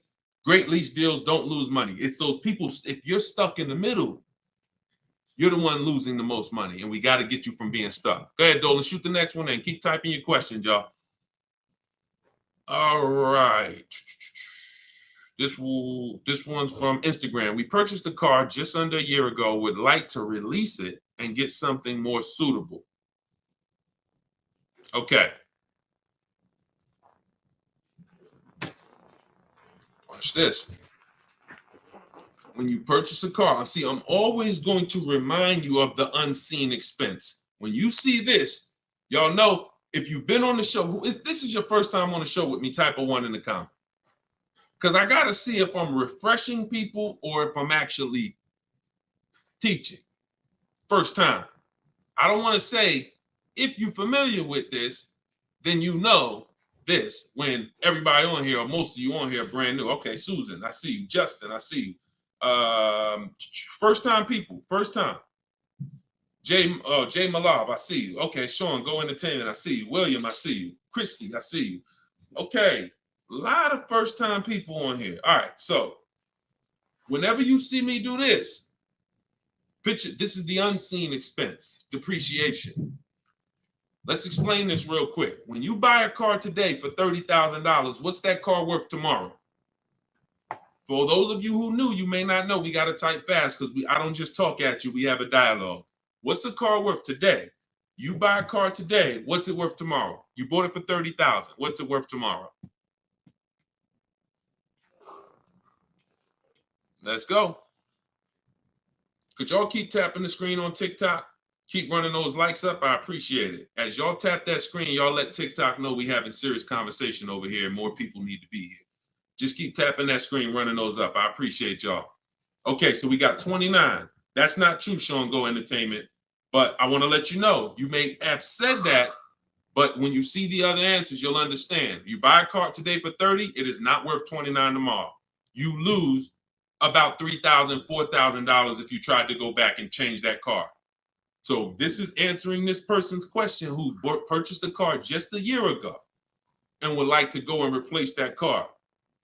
$26,000, $24,000, $25,000. Depends on what the new market is. Depends on what this, but yes, you're going to lose probably 20% of the value in a day. In a day. In a year, you don't drive that car a year, you probably lose total of 20%. That's what you have to understand. You got to understand this car's value. I don't care what your payment is. Payment doesn't change the value of the asset. See, you've been taught, look at the payment. Get me out of this car, get me into this payment. That's why in the intro, some of you saw that video, the worst thing you could do in a car dealership. That video is really what introduced me to the world and letting people know payments can be manipulated, and we don't focus on payments. We want to focus on the asset, the value of the asset. So if you're buying a car, it's going down in value like this, whether you drive it or not. I give you a car today worth 30, you don't drive it 1 mile. Don't drive it 1 mile. I come up to you, I say, hey, Christy, I'm giving you this car, it's $30,000. Deshone, I don't need a car, I already have one. Yeah, but it's yours. Okay, I guess, but I can't drive it. All right, no problem. I come back a year later, you didn't drive that car 1 mile. Is it worth 30,000? Is it worth 30,000, y'all? Type fast. No. That's your intro to depreciation. So if you know that that car is going down in value, whether I drive it or not, what's happening when I drive it 12,000 miles? More, it's less, it's worth less, right? What's happening when I drive it 20,000 miles? It's worth less, right? Exactly. So you want to be aware of the depreciations, the unseen expense. So how the heck do we avoid the depreciation hit? One, you don't buy cars and replace them when they're losing the most value. You don't replace a car when it's losing its most value. Now, here's how you avoid the depreciation. You're going to keep long term. When you keep long term, so who has a car outside right now? You've had it for at least 8 years. Type me in the comments. If you have a car not at least 8 years, type me in the comments. Now watch this. I see you, Simply Cam. Okay, I see you, Rob. 9. Okay, I see you, William. I see you, Jay Malone. Okay, could everybody hit that share button if you're getting value out of what we're doing? If you've been on a broadcast, this is what we do. No one's having these conversations with you. Share, because your friend will be mad if they find out you've been listening to me, using this stuff, saving money, and you didn't tell them, and they out here getting killed. Tag one friend, they'll thank you. When you consider the fact that those of you who are on here who said, Deshone, I got a car out there, I've had it for 9 years, 10 years, a year from now, that car is going to be worth about what it's worth today. That means you won. That's the long-term purchase. That's the keeper. You got to ask yourself, step one in my book. Step one in my book is the most important question. My book is called Cars from Home, 7 Steps of Saving Time, Money, and Avoiding Dealerships. It's a digital book because I update it as the market changes. 7 steps. Everything I'm going to teach you is out of those 7 steps. The first one is the most important question, which is, how many years are you keeping the car? If your answer is 8, then I created something called the 8-year rule. You should be buying your cars because your goal is to get to the point where you're like these people that I just asked. The book is in my TikTok bio. Somebody said, where can you get the book? It's in my TikTok bio, 75% off for 30 minutes, which normally $97, but for everybody on here, you can get it for 75% off for 30 minutes in my TikTok or my Instagram bio, or you can go to deshonesbook.com in the comment section, or you can scan the QR code if you're watching us on TV. So you have to really focus unseen expense. See, why do I have to spend more time educating you on the unseen expense? Because it's the unseen expense. When you just said, when you just did this math with me and said, Dad, I'm losing money, and I haven't been trained to see the money I'm losing. That's why you'll go buy a car and replace it in a year. Because they're switching your payments. They're not switching. They're not telling you the fact you lost $7,000 of value. They're just going to manipulate the loan, put you on a car payment you can afford, and get you to sign off on it. We're done. You're going to understand these numbers because cash buyers would never do this. Cash buyers, if you paid 30 for a car and you came back in 2 months and they said, look, we can only give you 24, you wouldn't do the deal. But payment buyers, you're the one they fool. You're the one who can't see the money. And that's why I have to teach you to see this. So this is where you want to be. Either I'm going to keep my car 8 years. Now, some of you said, well, Deshone, I'll buy used, so I don't have to take that depreciation. But I'm going to tell you something. Buying used is not going to, when you compare, that's not the solution. Buying used or new is for long-term people. 8+ years. Buy new if you can afford to buy new. Buy used if you want to knock 20, 30, 40, 50% off your purchase price and you don't need the latest and greatest. Doesn't change that if you're buying, you should be a long-term person. If you are not an 8-year person, you should be shopping for great lease deals. And I'm going to tell you why. Look at Danielle. Look at Danielle. Danielle leased an Audi, $44,000 fee. And I'm explaining to y'all why you've been taught, well, I'm going to buy used, so I ain't going to take that type of hit. But I'm going to tell you, I'm explaining something to you real quick on how that's not the answer. Leasing is the answer. She leased an Audi A3, $44,000 vehicle. She's paying $550 a month, and she gave her first payment. She said with her first payment down. Now we're going to not use down payment anymore as a term. We're going to start saying total out of pocket. We want to eliminate down payment. Down payments can be flipped up. Sometimes you say I'm going to put money down, they don't include your tax. So we like to use total out of pocket. But she gave him $550, she drove off. That vehicle, she's driving a brand new A3. Now I want you to picture this. Danielle pulls up to somebody who's driving the same exact car, but they bought it. Every $5,000, some of you know, is about how much a month. I talked about it a little while ago. Some of you might have seen the video where I said it. Every $5,000 on a purchase, on a loan, is about how much per month. Let's see if anybody knows. Okay. I can't wait too long. We got to type that $100. And again, I can't sit here and act like most of y'all aren't new to me. So I'm not going to assume you have even seen any of my previous broadcasts. So I'm just going to tell you the answers. Yes, Susan, $100. So it depends on the interest rate. 5-year loan, that vehicle right there, $44,000 will cost somebody about $950 a month. You see why we don't have to wonder why people have $1,000 car payments? It's not that hard to see. They're buying their cars. So now Danielle pulls up in her Audi. Let's stay with the scenario, right? Danielle pulls up in her Audi 44. She's paying $550 a month. Somebody next to her pulls up in the same exact Audi, same exact car. They're paying $950 a month. Now, third person says, I buy a used one. And you can replace the Audi with anything. Doesn't matter. You could be a Rolls Royce. The scenarios are not going to change. Could be a Honda Accord. Somebody pulls up and they bought a used one. So instead of 44, let's say they got a good price on one. Say they bought one for about 28, 29. Found a good price one, 3 years old. So they're pulling up in a 3-year-old one. And what I just say, every $5,000 is $100 a month. So what's their car payment if they paid 29? Almost 600.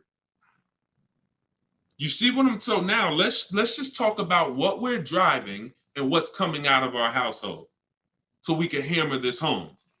I'm not on the fence about leasing versus buying. And you have to get off the fence. We've seen enough scenarios where we know this is the case. One person, Danielle, got a great lease deal. She's paying $550 a month. Another person buying a brand new one, they're paying $950 a month. And they might take a longer loan. Oh, Deshone, I'm paying less. They might take a 6-year loan, and let's say they're paying $850. And then another person is driving a used one, and they're paying $600 a month. Not even a question. It's not even a question. Do y'all see what I'm talking about? 3 people driving the same car. Look at the differences. So depreciation and resale value is what you need to be aware of. These people think they win. That might have been you, Deshone. I'm the type, I bought my used cars and I keep switching them. Now, those 2 people who bought them, if they were keeping them 9, 10 years, that's a different story. It always goes back to the 8-year rule. Okay? You must understand, if I'm keeping 8 years or longer, I buy. If I'm not keeping 8 years, I shop for great lease deals. Not even a question. And you'll be mad. You're going to be mad when you find out how much money you've been missing. Some of you probably getting mad now. Dad, I was always taught don't lease.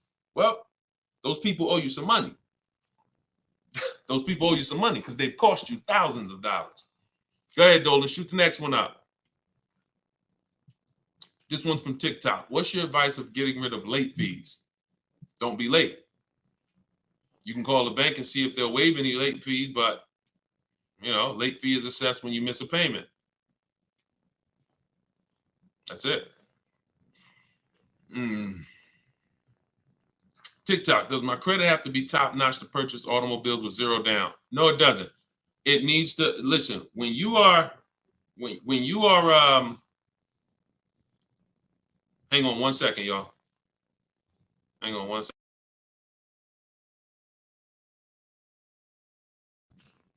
When you are buying vehicles with no money down, it's not a favor. It's not a favor. There's only 2 people who can't get vehicles with no money down. And that's people who are trying to borrow too much money, usually have negative equity that they're trying to roll over, and people who have, your credit is too bad and you can't get financing.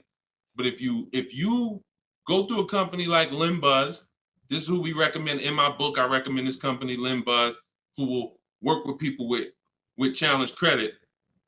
Then you won't have to deal with that. The whole point is controlling your own financing. You want to control your own financing. Now, we don't do that by getting pre-approvals. We do that by getting multiple bids. We do that by finding our car and then letting banks bid. I know you may have heard, I don't want any hard inquiries. You don't want hard inquiries until after you found your car. Once you actually find your car, it's okay to get multiple banks to give you a hard inquiry. And they allow this. Experian has an article where they talk about the rate window. You can actually have multiple people run your credit in a short period of time, but no money down is not a favor. It's not something you did me a favor. It's definitely not a deal. See, because if I gave you a car, it's worth $50,000, but I charge you $60,000 for it, and then I say, but you don't have to do no money down. Is that a deal? I gave you a car, it's worth 50, but I charged you 60, but it's no money down. No, absolutely not. So no money down has nothing to do with a deal. The only people who can't get no money down are people who it's usually a case of you have too much negative equity. You're bringing over from your old car, and you're messing up the loan to value ratios. That's usually the cause, because a bank won't let you finance $40,000 on a car that's worth 30. They won't let it. Go ahead, shoot the next one up, Dolan. This one's from YouTube. Deshone, so does it make sense to get a car to have over? Oh, absolutely. Absolutely. This is all you should be doing. If you are a long-term person, listen, whose car is a keeper outside? You have a car outside, you've had it for 8+ years. Outside. This is exactly the goal. This is the goal. You want to actually be planning on that. Because when you actually have your car for more than 8 years, when you know you're going to keep your car for more than 8 years, you do things to make sure, like we do a longevity check. This is step 4 in my book.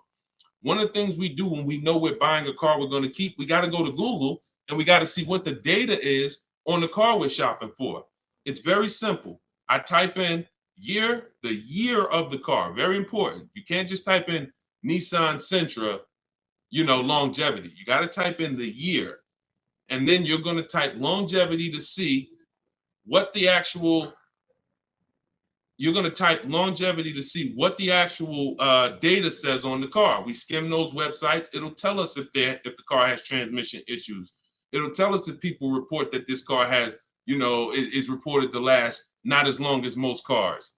So these are the things that we do when we know we're keeping a car 8 years. But if you're not thinking about this, then you're not going to do the things to guarantee, because you could have a goal to keep a car 8 years, and then the car you bought is not known for lasting that long, or is not known for, being reliable at 8 years. So that's why it's the most important question right up front. It's not just for leasing versus buying. It's for programming yourself that this is a long-term thing. I want to make sure I get the right car. I'm not going to get a car that doesn't satisfy my needs and my wants when I know I'm keeping it a decade. You understand? That's the whole thing. But absolutely, plenty of people on here keep cars more than 8 years. But there's plenty of people who don't. Those are the ones who need to stop buying and start leasing. Go ahead, Dolan, shoot the next one up. TikTok, what are the best leasing companies deals out there to get out of negative equity? Oh, wait, we just had 2. We'll do this one from TikTok first, and then we'll shoot that next one out. What are the best lease companies deals to get out of your negative equity? It's hard to say that because great lease deals aren't advertised. So when you see any of the deals, you see Danielle's deal, you see, look, Freena's deal. In this particular case, she just got this Jeep Grand Cherokee, $579 a month, $65,000 vehicle. She didn't get that negotiating. She got that by getting bids. So when you get these great lease deals, they're not advertised. There's no one who's raising their hand saying, we'll do this deal for you. That's not the way it works. We shop the market. Now, if you're doing it my way, you're sitting at home and you're getting offers. In my book, Cars from Home, I have all the scripts that teach you how to get offers on cars in literally minutes. So you'll be getting your best deals on these cars. Now, it's going to take you hours. It's going to take you minutes sitting at home, wherever you're at, to get these deals. Once you see that, if you're moving a lot of negative equity over 5, 6, 7,000, and you don't want to do any money down, you're going to typically need a car that has higher rebates. So it's no way to know that, because we just don't know what the lease deals are going to be. So I wish Freena didn't know when she was shopping for this Jeep that it was going to be an incredible lease. Greg didn't know. We don't know until we actually go out there, because we don't pay attention to what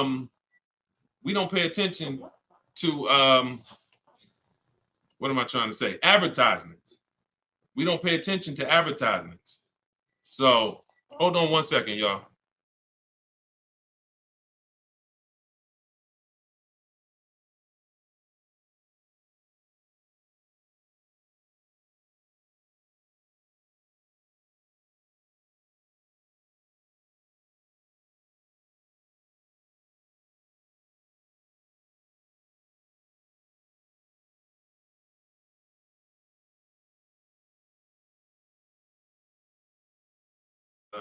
All right, we don't pay attention to advertising.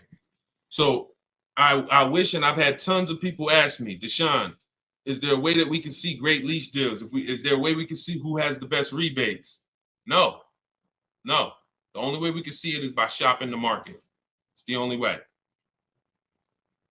I wish it was easier, but it's not. But once you learn to shop the market in 60 minutes from home, it's easy.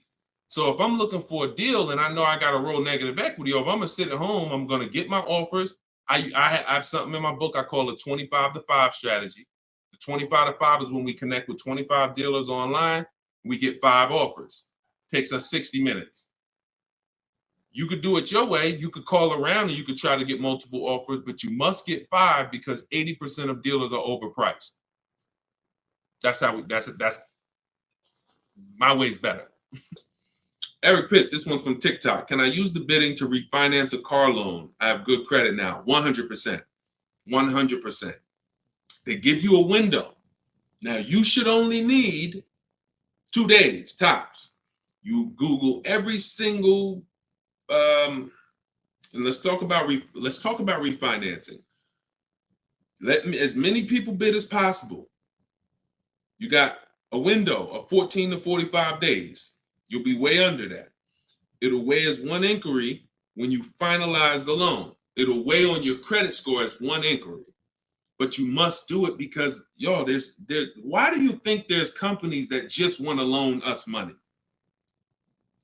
The money business is very lucrative. There's companies and banks and credit unions that only want to loan us money. They don't sell cars. That should be a hint. There's a lot of money in lending. So what we need to do is take shopping our loan rates seriously. We separate our trends. So listen, let's stay focused here. You're gonna now call your bank, or either go on their website, your credit union, or go on their website. You're gonna look for online lenders, go on their website.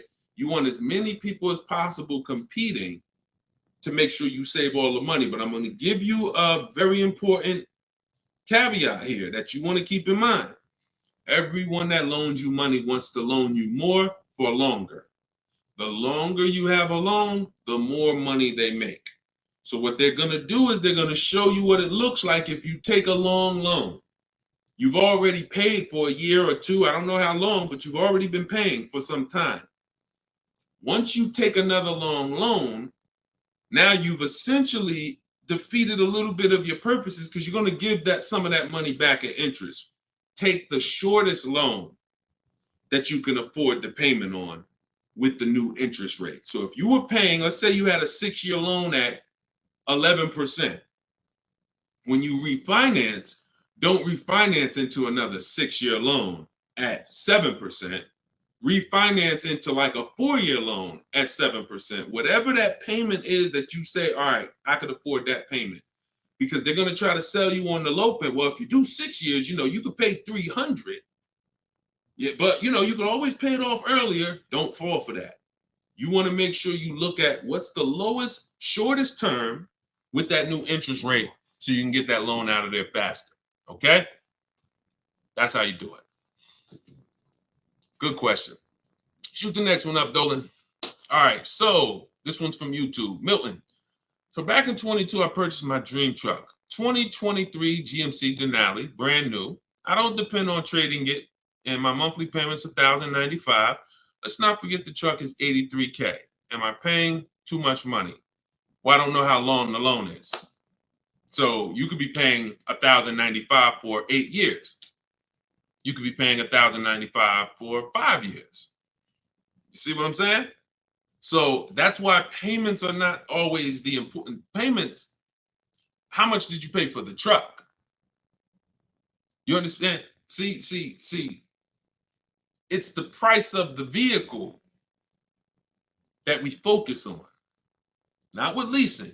I don't want to see what you got to be, and this is why I want you to have my book, or you got to be locked into what I'm saying, because I'm talking to a lot of different people on here, and your scenario is not another person's scenario. So you can't hear what I'm saying when I'm talking to Milton about purchasing and think, well, I'm shopping for a lease. He said, don't focus on payment. No, different.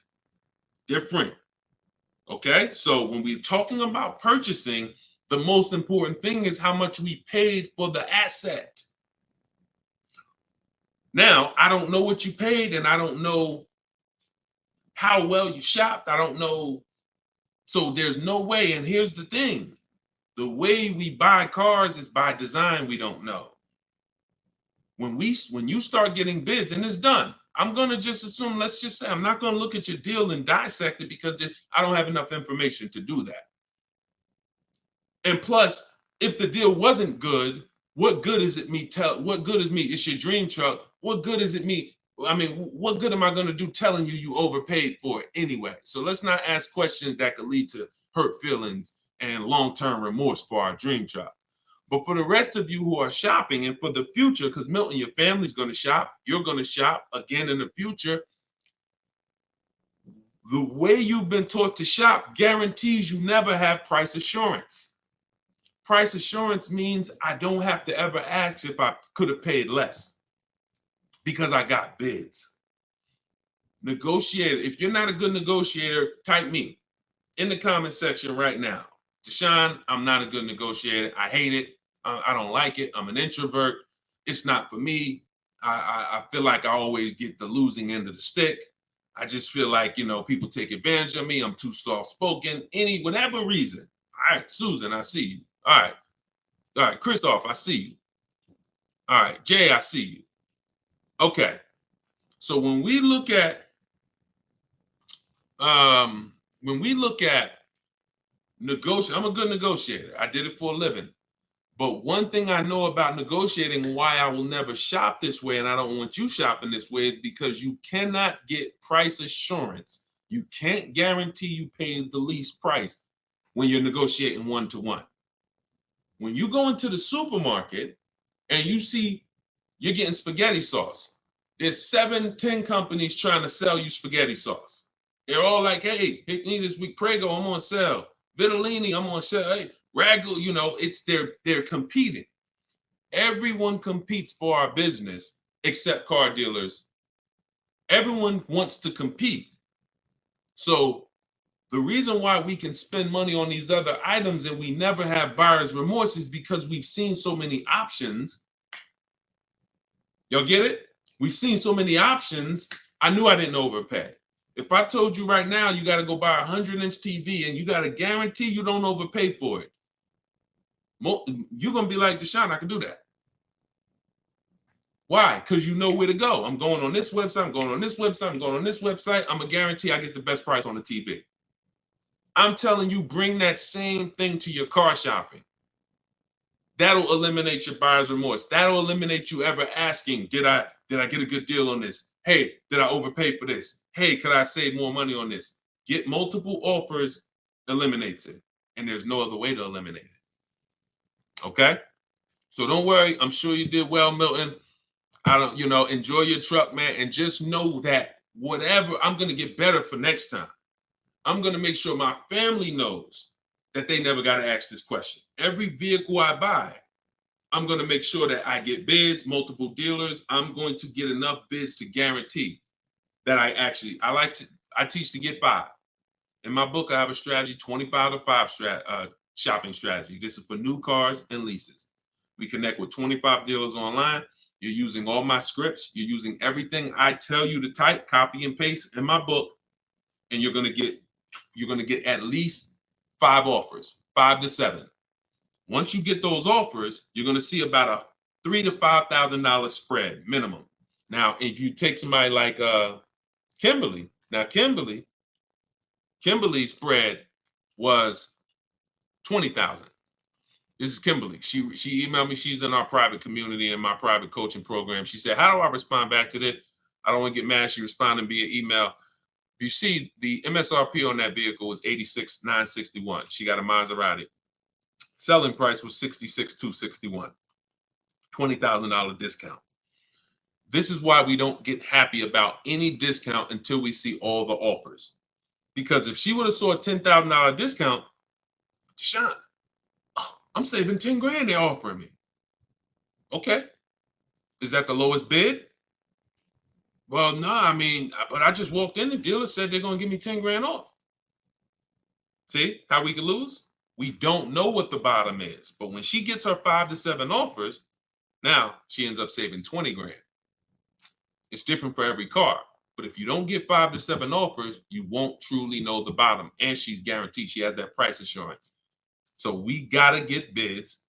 You could do it my way, which is the easy way, 60 minutes from home, using my scripts for new cars and leases, different strategy for used cars, or you could do it your way, which is calling around, stay in your house, call, talk to some sales managers, get 5 bids. It's up to you, but you get my book for 75% off. Get your copy, 75% off in my TikTok bio, and you'll have all my scripts. You use them for the rest of your life. All right, go ahead. Shoot the next one up, Dolan.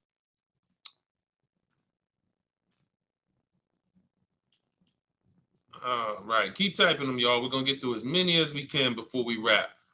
We got a good amount of time left, so just keep typing. What are some loan companies that work better with challenge credit? Well, I usually recommend Limbuzz.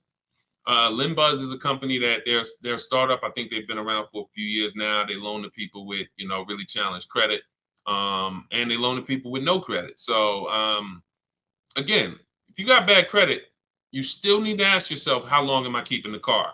Because if you say, Deshone, I'm keeping my car 8 years, then you should be buying your car, best car you can find, quality car, refinancing the loan when your credit's better.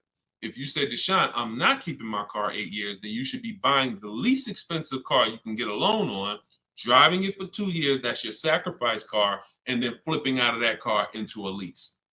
So the most important question is step 1 always. It doesn't matter if you have good credit, bad credit, high mileage driver.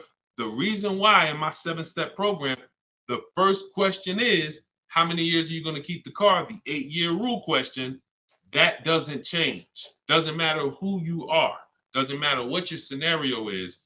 8-year rule is the question you ask yourself first to determine if this car is going to be a long-term purchase, in which case, buy it, great car, refinance later when my credit's better, or short-term, not keeping 8 years, but I don't qualify for a lease right now. So therefore, I'm going to buy the car, buy an inexpensive car to prevent a lot of negative equity later, because some people, you end up buying a car, $30,000, you're paying a high interest rate. You go to switch that car in 2 years into a lease, you're going to have a bunch of negative equity unless you put a good amount of money down. So to eliminate that, we sacrifice in the short term, drive a car, $10,000, $12,000, $14,000 car, and then we switch out of that car in 2 years for a lease. That's the plan. There's a plan for everybody. You just got to know what your plan is. And if you come to me, I'll give you the plan. I don't even want your plan. I just want your goal. If you come to me and you say, Deshone, this is my goal, I want a car, I'll give you the plan.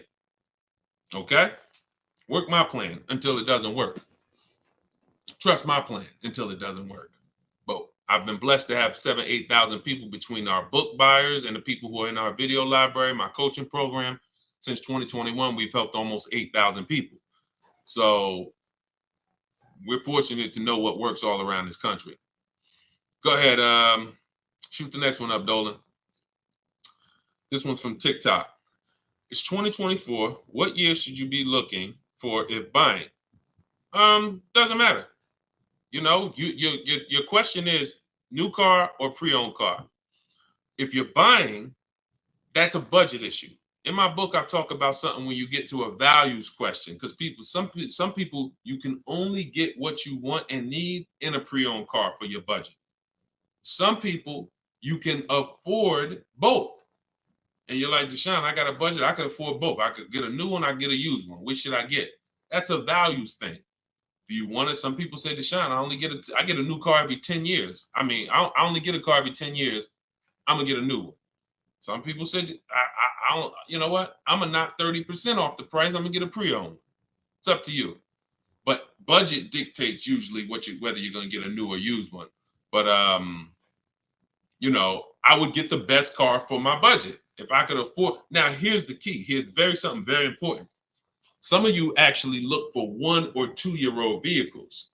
I'm gonna tell you why this is the danger zone. You don't know if I don't know what the brand new price is. If you're looking for something 1 or 2 years old, then you should shop for a new one first. Why? You're typically not going to have enough inventory to look at to really get a good gauge. When you start seeing my stuff, you'll see when you hear me talk about looking at options, multiple offers, multiple options, you'll see we're looking at lots of options very quick and making our decision. When you have only the only way dealers get pre-owned cars is someone trades it or they buy it off lease. And the average time, not many people buy a car and turn around and trade it in a year. So you're going to have a hard time finding a 1 year old car. You might not a lot. You'll find a lot of them. You won't find a lot of them. And when there's not a lot of them, what does that give us? What is the potential for it? Overcharge. If the dealer knows there's not a lot of them, I might overcharge you. Now, here's the problem. Here's why you must shop for a new one first. Let's say the brand new market on that vehicle is my best offer. I could save $5-6 grand. Let's use a vehicle that has like $6,000 in rebates and I end up saving 10 grand. If I could get a new one and save that kind of money, $40,000, and I end up buying it for 32, 33, whatever, 34. Now that's going to dictate the market because some people will look at that 1 year old one for 32 and be like, okay, I like that price. That's a problem. That's a problem. Because why the heck would I buy a 1 year old one for 32 if the new market is I could get a new one for 34, $2,000 more, I get a brand new. This only happens when we're looking at cars that are very new, 1 or 2 years old. If you're looking for a 3 year old one, there's going to usually be lots of options, lots of inventory. 4 years, lots of options, lots of inventory, and you don't have to worry about that. Cool G said you answered my question. That's typically what happens because a lot of you in here, although there's a couple scenarios, a lot of you in here, you got to realize your scenario is not unique. You have thousands of other people who are in the same exact scenario as you. So if you stay on long enough, you'll usually hear somebody ask a similar question, or you'll usually hear me answer a question you would have asked. But yeah, that's the first thing I would say.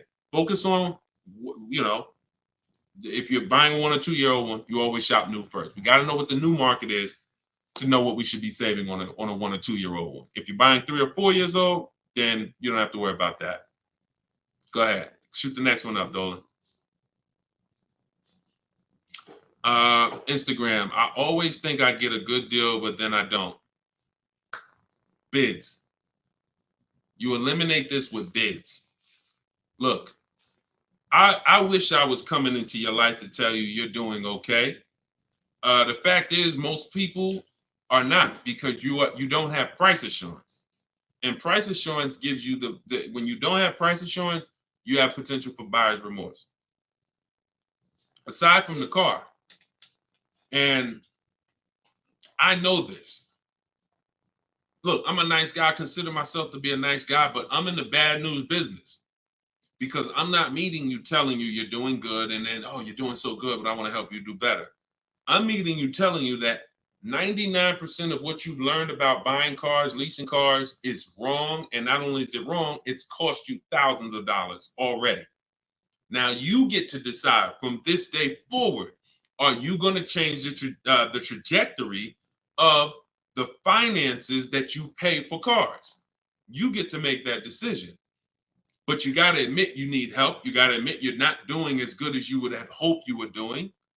And if there was 80 people out there teaching what I teach, then God bless, that would be a shame if you didn't tap into one of them. There's not.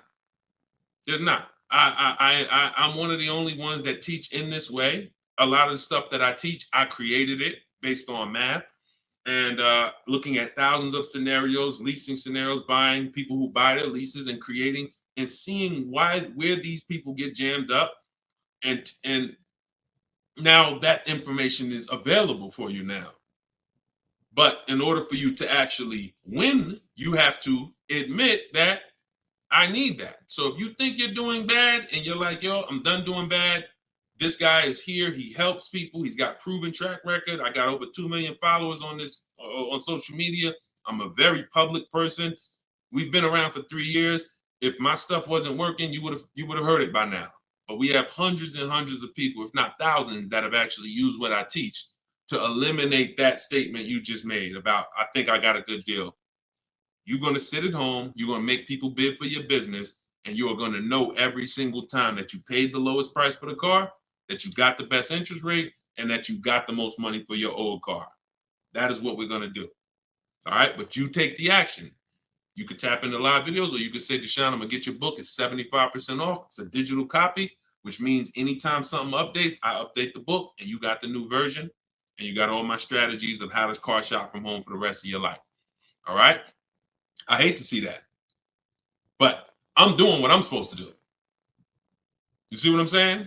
I hate to see those messages, but I know I'm doing everything that God has put me here to do to stop those messages from coming. The rest is on you. All right? Go ahead, Dolan. Shoot the next one up. This one's from TikTok. I owe $20,000, paid off interest, 6% APR. Do you recommend to refinance?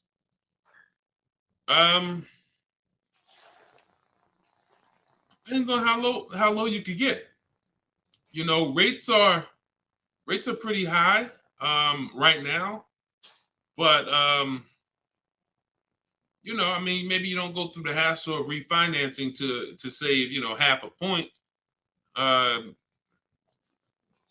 You know, that's tough. If you can't save a good amount of money refinancing, can't drop your, you know, but at the same time, money's money. So if I could save 1 point, that might save me $500 on my loan. You know, 1 point on my interest rate might save me $500. So, you know, I wish it was a site that shopped. In fact, we you know, maybe in the future there will be. We're working on creating something like this where you actually can, you know, have these banks just automatically tell you through a soft credit approval what the rates would be, so you don't waste your time. But that's tough, especially because we're in a season right now where rates are high. So I mean, you might find out that you know, based on where rates are right now, that that's actually a pretty good rate. In which case, it wouldn't make sense to refinance. I wish it was easier. Trust me, some stuff I wish was easy. The products don't exist. The websites don't exist. So anytime y'all see me talk about stuff like that, like, it's because these things don't exist yet. And, you know, one day we hope to create them. Go ahead, shoot the next one up, Dolan. Great question. Great questions today. Absolutely, Matt. Yes, it would be great. That's why we're working on creating it. Okay. Yep. Come on, keep typing. We got a good we got a good amount of time left. We're going we'll probably stay on for another 15, 20 minutes or so. When is the next time? Oh, when is the best time to purchase a car? Eric, I'm grateful for this information. My pleasure. That's what I'm doing. And listen, shit, look, could y'all run the likes up on TikTok? Tap the screen. If you're getting value out of this, before we answer this question, if you are getting value out of what we're talking about right now, type a $. Type a $sign if you're getting value out of what we're talking about. Y'all gotta understand something. Your people are out there suffering. They're losing. Look, in a nice way, I'm telling you, and you are saying to yourself, the more you hear me talk, the more you're saying to yourself, Dad, I've been doing this thing I've been doing this thing wrong. You were taught that. So you saying to yourself, if I haven't been doing half the stuff Deshone is talking about on this broadcast, I could only imagine how much money it's costing me. That's all going through your mind. That's fine. But you're in a place where you can now take action and change. Your friends are out there right now at car dealerships losing. This broadcast doesn't grow unless you tell them. Unless you tell your coworker, hey, you buying a car? Hey, you go to Deshone the Auto Advisor page. He does these live shows. Get your questions answered. this is where we have to get to. This is where we have to get to if we're going to really make a change besides, changing our own bank accounts. That's the goal, but then we go and we help others. So I'm glad to see a lot of people getting value. All right, so let's do this. Let's answer this question. This one's TikTok. When is the best time to purchase a car? So this is marketing. Marketing wants to tell you there's a best time to come in. Now, imagine you own a business where the customers are so trained that they come in the same time every month, no matter what.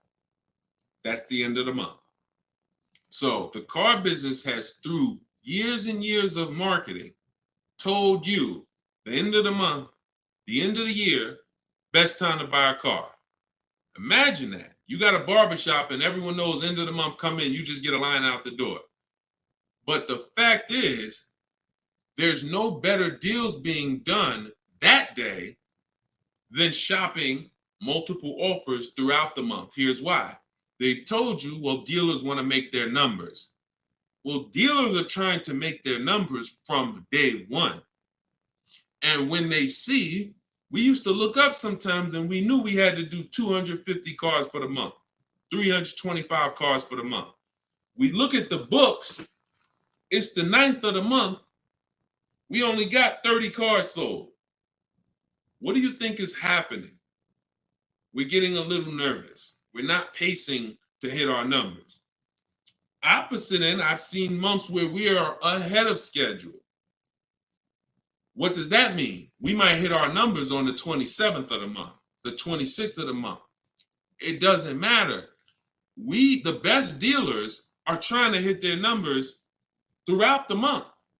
So when it's the 9th of the month and no one's in the dealership and no one sold the car today and there's daggone tumbleweeds going through the showroom and everyone's praying for a customer, what do you think happens when a person reaches out then and says, hey, I'm looking for a car?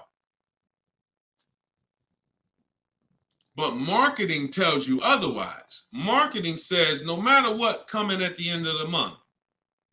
So there is no best time to buy a car. Here's what I would tell you.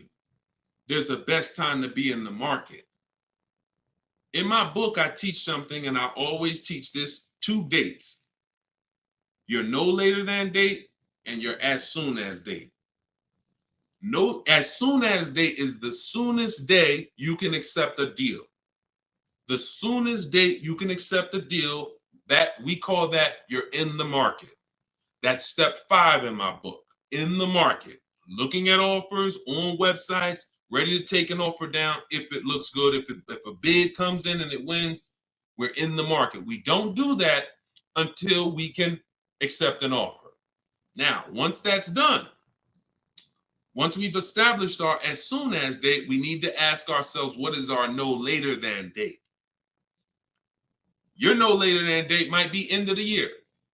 You might be saying, I got a kid going to college. I got to get a car by the time they go in the fall. You might be saying, I get a car by end of this month. That's your no later than date. Now, the time in between those 2 dates, that's our leverage. Because this is how long you can say no. This is how long you can look at offers and say, no, sit at home, using the way I teach you. Look at used cars, look at the used car market. Look at the new car offers. Look at the lease bid you're going to get, the quote you're going to get. I'll reach out next month to see what the programs are, because programs change every month. Used car trends change every month. So when you're in the market early, there's so many benefits. Car not coming for 6 weeks. I want a black car. It won't be here for 6 weeks. A person who's coming in the dealership today and they need a car today, they can't get that car. You can't. So being in the market early allows you to establish contact with dealers. If you're shopping for a new car or lease, establish contact, get bids, look at offers, say, you know what, I'll follow up next month. It also allows you to be top of mind when somebody's sitting in their car dealership and they're like, look, all right, y'all, we're behind on the numbers. Anybody who makes us a reasonable offer today, we're accepting it. Now, every salesperson goes and looks at who they've been talking to, who couldn't get them to buy with the first offers. They couldn't get them to buy when they was trying to take shots. Now they're like, okay, hey, look, hey, Chris, man, are you still in the market? Look, I could do that deal now. Hey, we need a deal. See, when you take advantage of what I'm telling you and you start to understand these 2 dates that's in my book and that you'll hear me talk about, you'll understand that sometimes our best deal doesn't come in the first month. When I was shopping for my mother's Mazda 3 years ago, when she got her lease, I entered the market in October. I was looking at the offers. I didn't like them. Next month, I looked at them again. Didn't like them. December came. Dealer I've been talking to said, hey, this is the new programs. I got this car. This is what I could do. We got a deal. Couldn't do that if I waited until December to come into the market. Couldn't do that if in October, I needed a deal. So there's no best time, in my opinion, to shop for a car because, as I said, beginning of the month could be a great deal. End of the month could be great. Beginning of the year, when you're talking to multiple dealers, somebody's going to say, I need to sell a car immediately. That's why we do this from home. But the best way to buy a car, in my opinion, is to know these 2 dates and to use that time in between those 2 dates as your leverage to say no. All right? Look, I can't give you short answers. Look, I'm gonna put that one up. We're gonna go to that question now. We're gonna go to this one on Instagram now. But understand, this is why we have been losing short answers for major 5-figure items. Gotta give you the long version. Because once you learn it, once you see, this is repetitive. Once you get 1 car, 2 cars using the cars from home strategy, you're gonna see.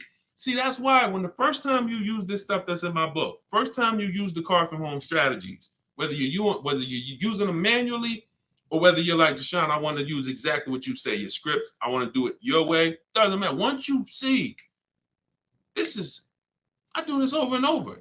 Your first deal might take you 90 minutes, 2 hours, because you're just learning which websites to go to. We don't go, if you don't see me say, go to this website, don't go to it. It's a waste of time. But once you see, you're going to be like, okay, rinse and repeat. You'll go from getting cars in 2 hours to 90 minutes from home to 60 minutes from home to me. I can get any car I want. I can find out the best deal in 45 minutes. Copy and paste. Copy and paste.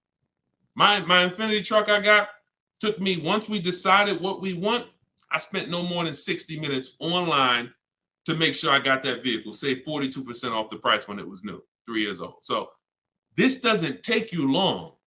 That old way that you were programmed to use, that takes you a long time. That's headache. This is 60 minutes from home. That's what I want for you. Go ahead, shoot the next one up. Shoot that Instagram question up, Dolan.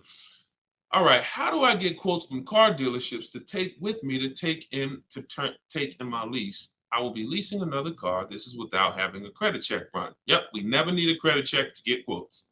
Now, some people will tell you that. Now, if you're at home, then you'll see when you're at home, there's a script that I use when a dealer says they don't do something, and we require all our customers to be here to get a quote.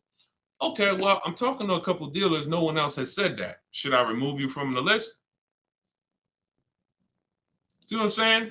You're gonna see when you're using Deshone scripts, you saying what I would say. you see what I'm saying? So if you are in a dealership, I can't help you. I don't even want to even talk about that. I'm not going to tell you how to go, and it's like oil and water. Somebody called me back when I was first coming out the business and I was first starting this education business, and they said, Deshone, somebody told me to call you. I'm in this Toyota dealership, man. I'm trying to see how do I get the price down on this car? I said, get up and walk out. Get up and walk out. Because if you're in an 80% dealer, you can't, no matter how much they take off, you lose. The only way you're going to win is to sit at home. I can't tell you how to mix the old way of shopping where you have no leverage, where you have no price guarantees, where you leave, no matter what price you get, you always wonder, could I have done better? I can't tell you how to mix that with what I teach. But if you're willing to unlearn that and say, okay, that's what the car business taught me. That's what I learned it from my parents. That's what the car business taught my parents. But no, we're going to do this. I'm going to use what Deshone teach. This is a car salesman, 14 years. Now he's educating us from an insider standpoint. You come out of that and you sit at home and you call and you could do it manually. You could do it manually. I can't twist anybody's arm to get this book for $24.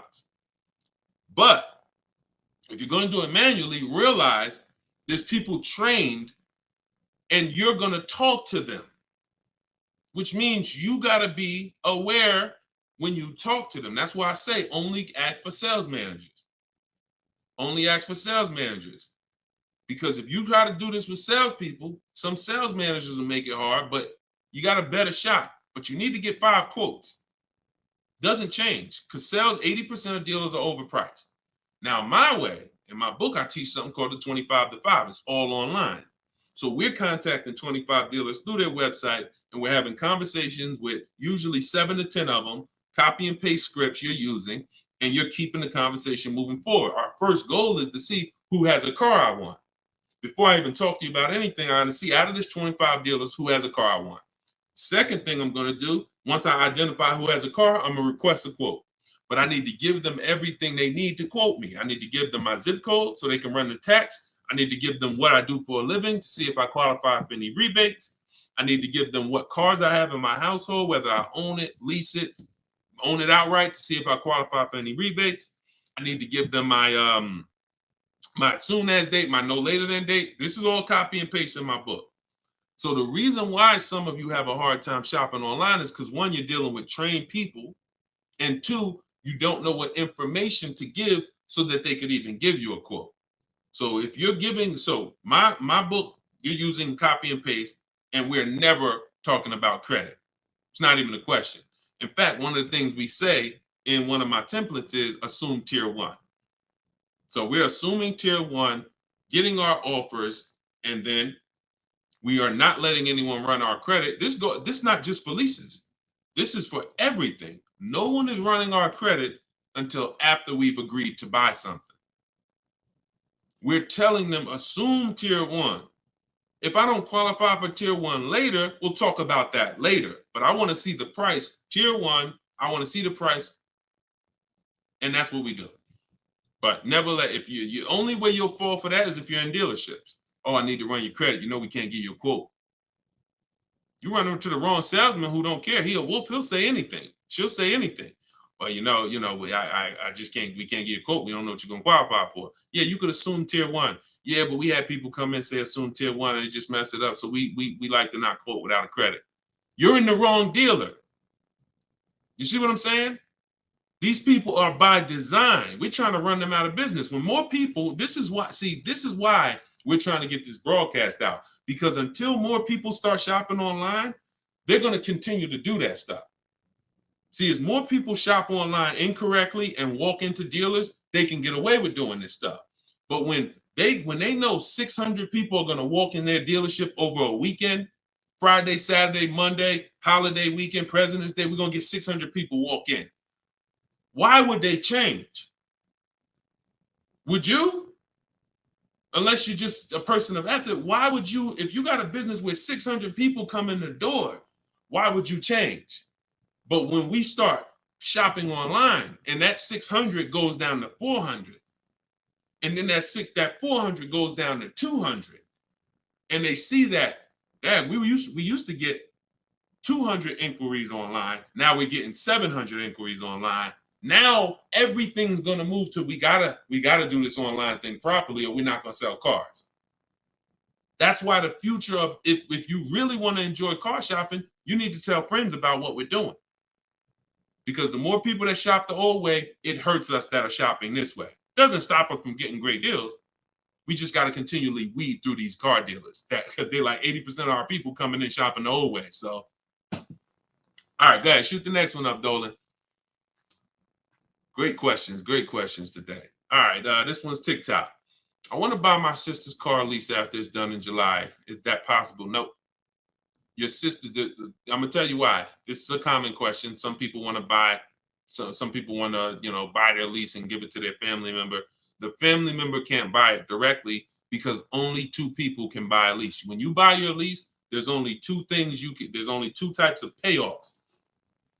A customer payoff, which is for the customer, and a dealer payoff, which a dealer could pay. That's it. There's not a third part. So what would happen is they would have to buy the car and then sell it to you. And if there's a loan on it, that's going to be, it's going to take a little time. It's not impossible. It's essentially a private sale. They're buying it, paying the loan, going to buy the lease out, and then they're going to write up a purchase order, and you're going to get a loan. You're going to have to get you're going to essentially have to get a private party loan to buy that vehicle from them, when you could just go and learn to get your own great deal on a used car. See, why, if it was easy, then go do it. No problem. Buy my sister lease. But if I just told you that it's not easy, it's a lot easier for you to just learn to get your own great used car deal, then that's what you should be doing, in my opinion. Because that other way, I just told you what it's going to take. All right? Go ahead. Shoot the next one up, Dolan. All right. Keep them coming. We got a couple more minutes. Let's go. When will you be live again so I can inform my people? Mike, we're working on getting a link in my bio where you could actually just go to that link and get a notification. You'll see it on a calendar. Hopefully we'll have that by the end of the week.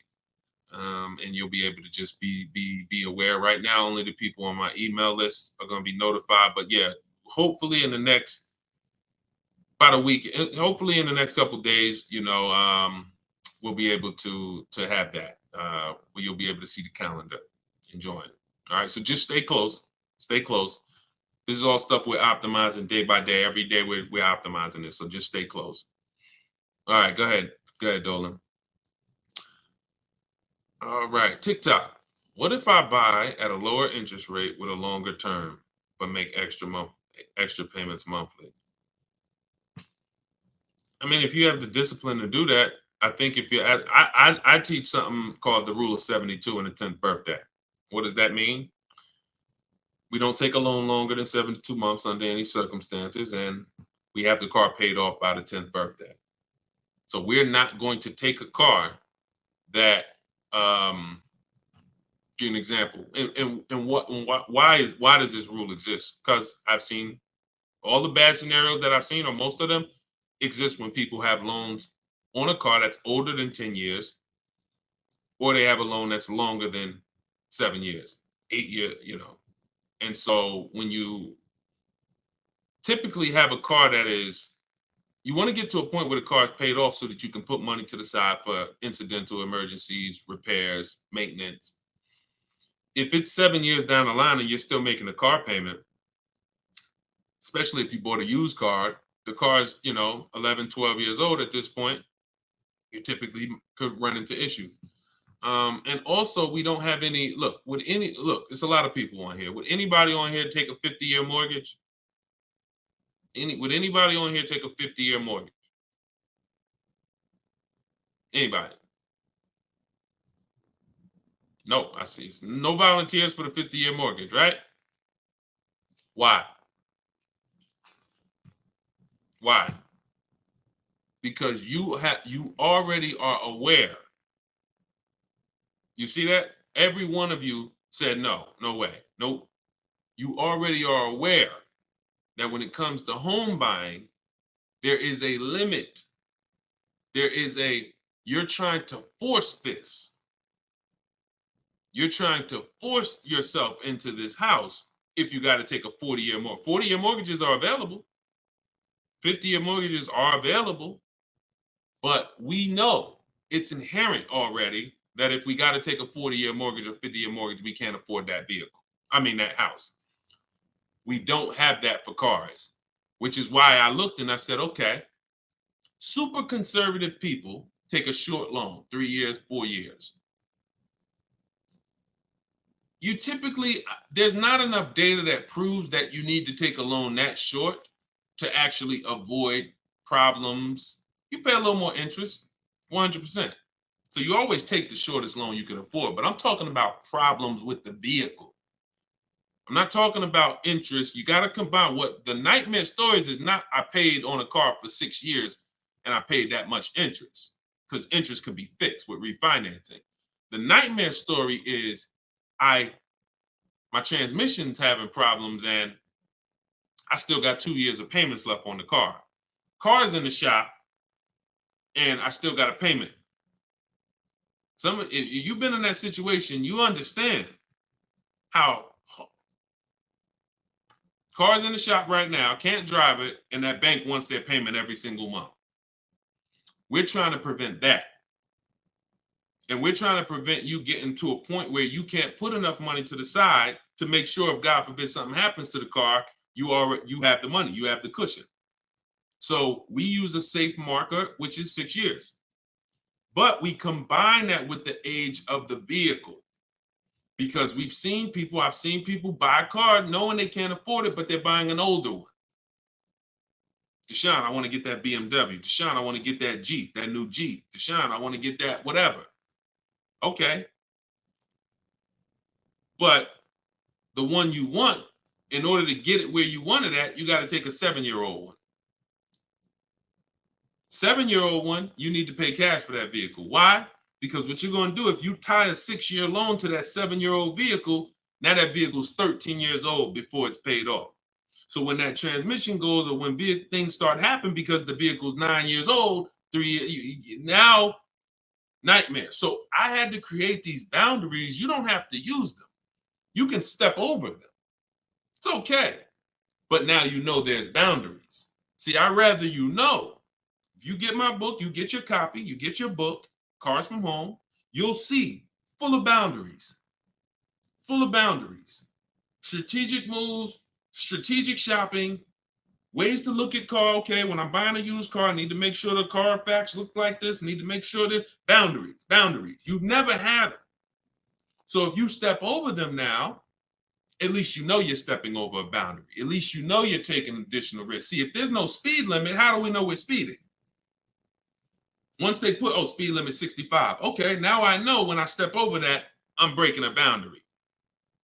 So this is what we are bringing to car shopping. Based on horrible circumstances that we're trying to help you avoid. Like buying a car and then it breaks down and you still have a loan on it. So that's the thing. Rule of 72 on the 10th birthday. We don't take a loan more than 6 years. And we have to have a car paid off by the 10th birthday. So if we're buying a 5-year-old car, we can take a 5-year loan. If we're buying a 6-year-old car, 4-year loan. If we're buying a 3-year-old car, then we can take a 6-year loan. Not a 7, because we're not going past 6 years. So we can't have the age of the car and the years of the loan be more than 10. That's going to create a lot less risk. Now you said, Deshone, I can't get the car that I want with a 6-year loan. I can't get the car that I want. That means in our minds, you can't afford the car. You can do what you want. But at this point, if you got to get a 7-year-old car and you got to put a 6-year loan on it, you can't afford that car. You can go do it because you're grown. You can do whatever you want. But you're taking a lot of risk. And that's all I want you to know. So if God forbid something happens, or if it doesn't happen, you're like, man, I made out. That was a little risky. But if something happens, you can say, Dad, took a little risk and I shouldn't have. You understand? All right. All right. We're an hour and 22 minutes in. You know we could go all day, y'all. I really want to continue to all you guys are chatting with a video recording. Slade, you see what I'm saying? This is what I call confidently wrong. You know what I'm saying? Person comes in, look, how you feel, Slade? How you feel?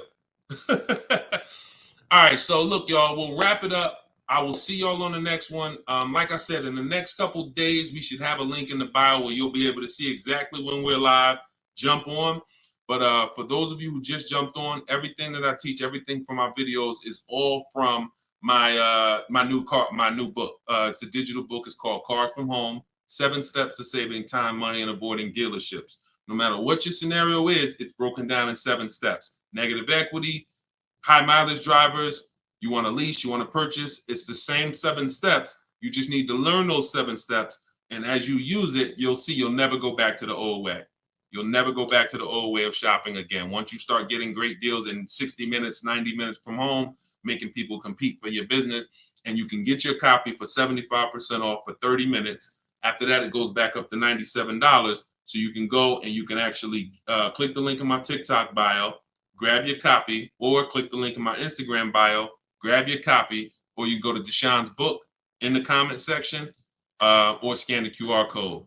All right. I see Slade didn't comment. Slade, I wanted to see what you was going to say, man. You ain't, you ain't comment again, man. You know, I'm trying to probably dipped off, man. But anyway, I appreciate y'all. We will be back more for live, and I appreciate you. Tell your friends, go watch Deshone's live broadcast, because we want to peel back the curtain, man. We need y'all saving money. All right. Let's keep unlearning, keep relearning.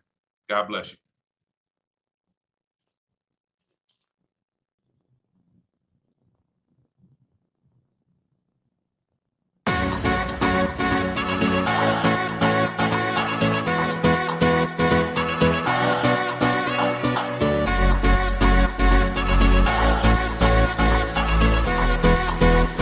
The worst possible thing you could say when you walk into a car dealership. I spent 5 years with Mercedes-Benz, 5 with General Motors, and the worst thing a person could say when they walk in is, if you could just get me to this payment, we got a deal.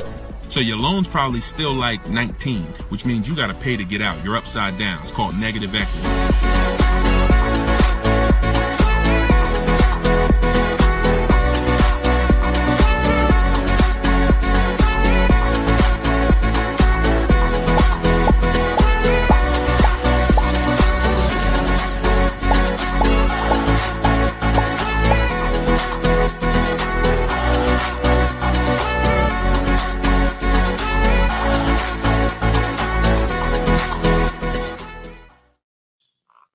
Welcome to episode 3 of Car Shopping Questions and Answers. I'm your host, Deshone the Auto Advisor.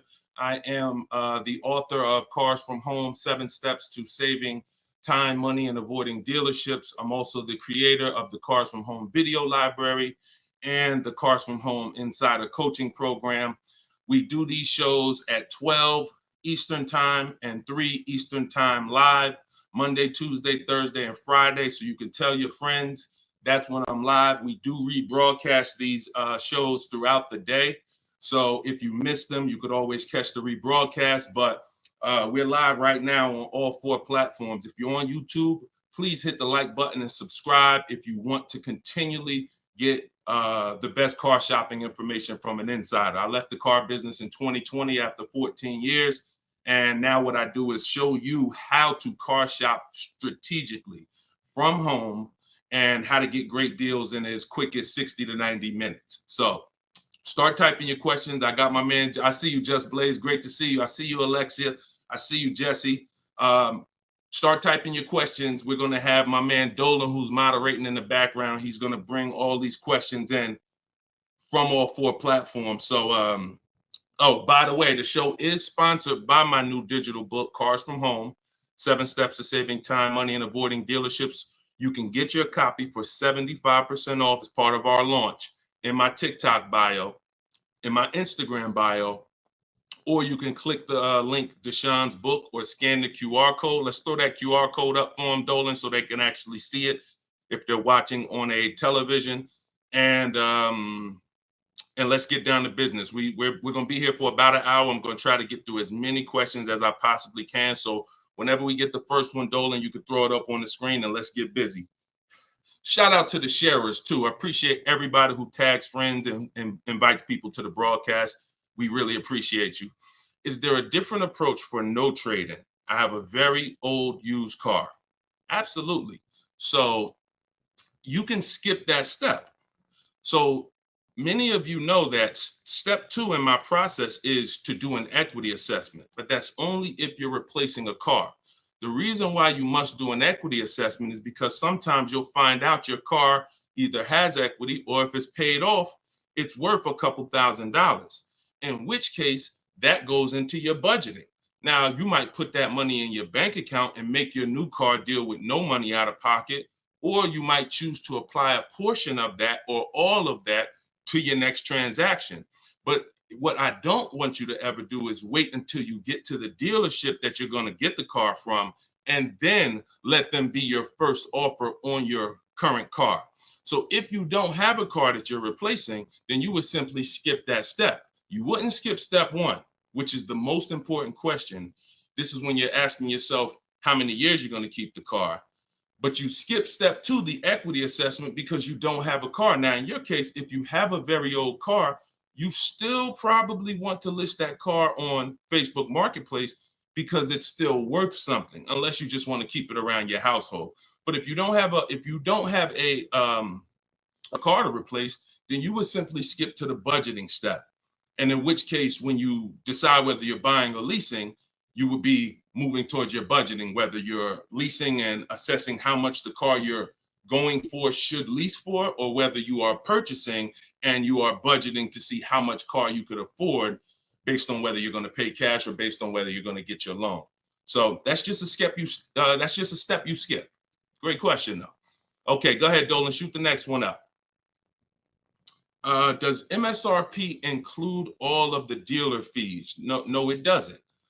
MSRP on a new car. Could y'all keep running those likes up on TikTok? Welcome to the new people.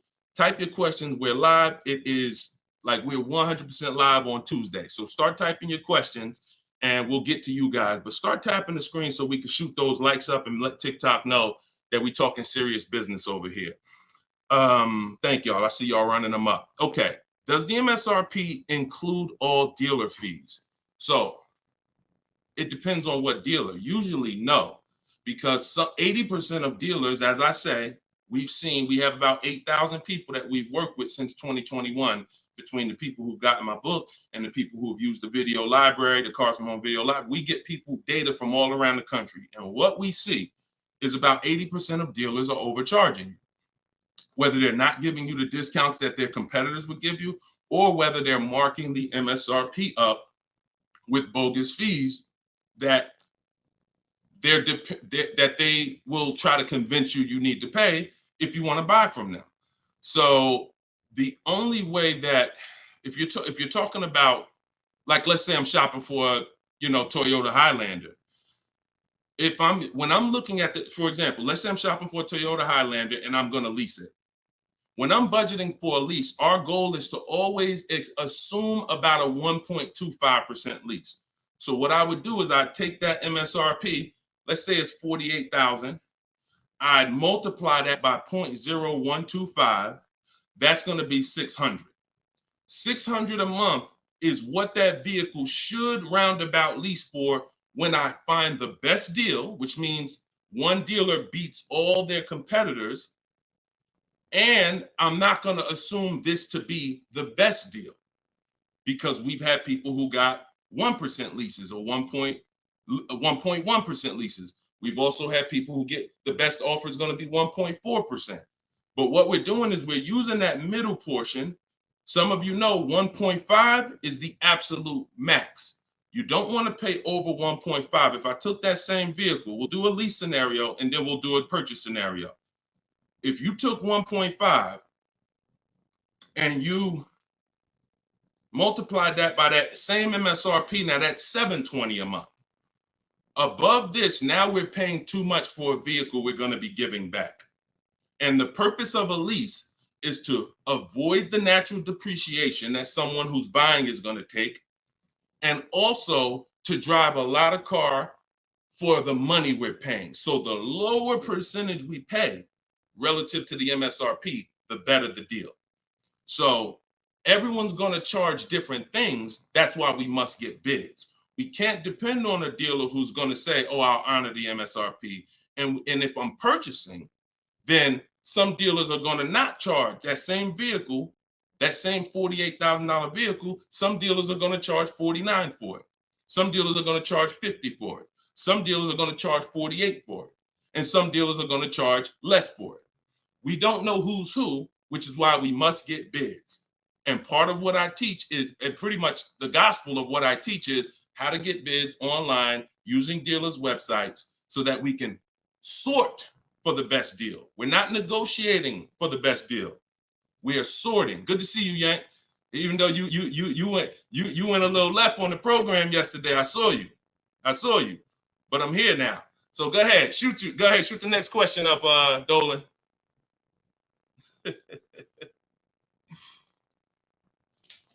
Okay, this one's from YouTube. Brandon, I have good credit, but for some reason they always tell me I need a cosigner. How do I get around that? If you're purchasing, you want to control your financing first. So I wouldn't let the dealer tell. If you have good credit, what you should be doing is you should be purchasing your car, locking up your best deal, and then coming home. And this is for all of you. Who's going to be purchasing a car? Who's going to be purchasing? Now, if you're not keeping your car 8 years and you're new here, then you're going to find out that you should be leasing. But for the time period, I'm just going to base it off of what you know already. Who's going to be purchasing a car? Type me in the comments. Matter of fact, I need to see Instagram because I can't even see. I know, Dolan, you can see it, but I need to see Instagram as well. Hold on. While I'm doing this, y'all type if you're going to be purchasing. Okay, I see you, Brandon. All right, hold on one second. Let me get to Instagram. All right.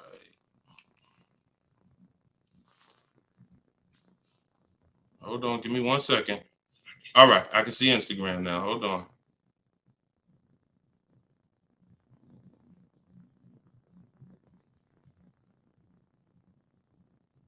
Give me 2 seconds.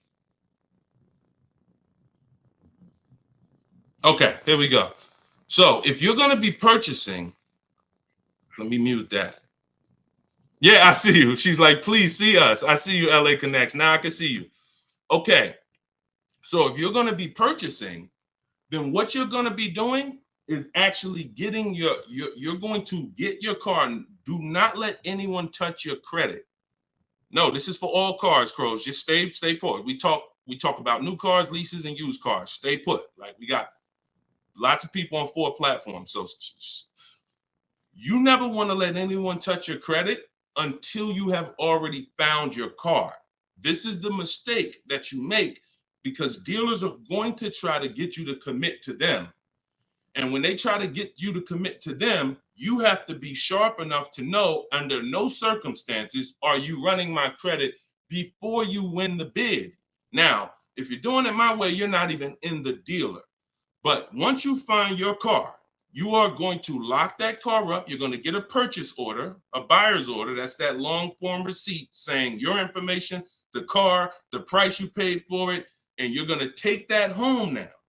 And that's when you are going to now go online or go to your bank or your credit union's online website, and you are going to now do hard inquiries and let all of these people access your credit so that they can bid for your interest, for your loan. So we want to guarantee we don't pay more than we could have in interest in our loan. So you're going to bring that home. You're not going to let the dealer be your first option for financing. Once you do this, I call this the bank bidding war. Experian lets you do this. The credit bureaus let you do this. And once you do this, you're going to now get multiple bids, go to online. You want to be on Google, online lenders, everybody you can actually get in touch with, and everyone who bids, who does loans, let them have a shot at it. If you do this within the 2 days that I'm teaching you to do it, it's going to weigh on your credit like one hard inquiry. You'll see all the banks listed, but the effects on your score will be the same as one hard inquiry. This is called rate shopping.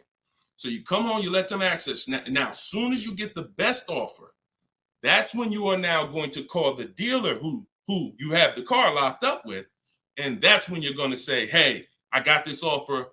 Now, if you can beat it, I'll give you the business.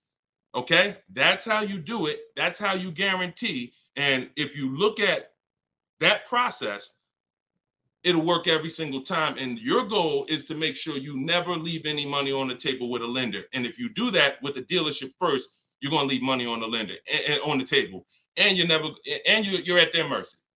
That's the bank bidding war. All right? Go ahead, shoot, and feel free to ask any follow-up questions. Go ahead, Dolan, shoot the next one up. This one's from Instagram. How do I get out of negative equity? There's 3 ways. 2 of them lead to a car, 1 of them don't. First is you do an equity assessment. The equity assessment is when you call the bank, find out your payoff. Once you get your payoff, you're going to go to, this will take you 20 to 25 minutes to do. Everybody who has negative equity, focus on this right now. You're going to go to CarMax.com, Driveway, Carvana, Kelly's Blue Book Instant Cash Offer. Do not use KellyBlueBook.com. Kelly Blue Book Instant Cash Offer. Our cars are only worth what someone's willing to cut us a check for. That's all they're worth. So these companies I'm giving you make you a cash offer. That's what we want. Kelly'sBlueBook.com. Instant cash offer. Car Guru, sell my car, and Auto Nation, sell my car.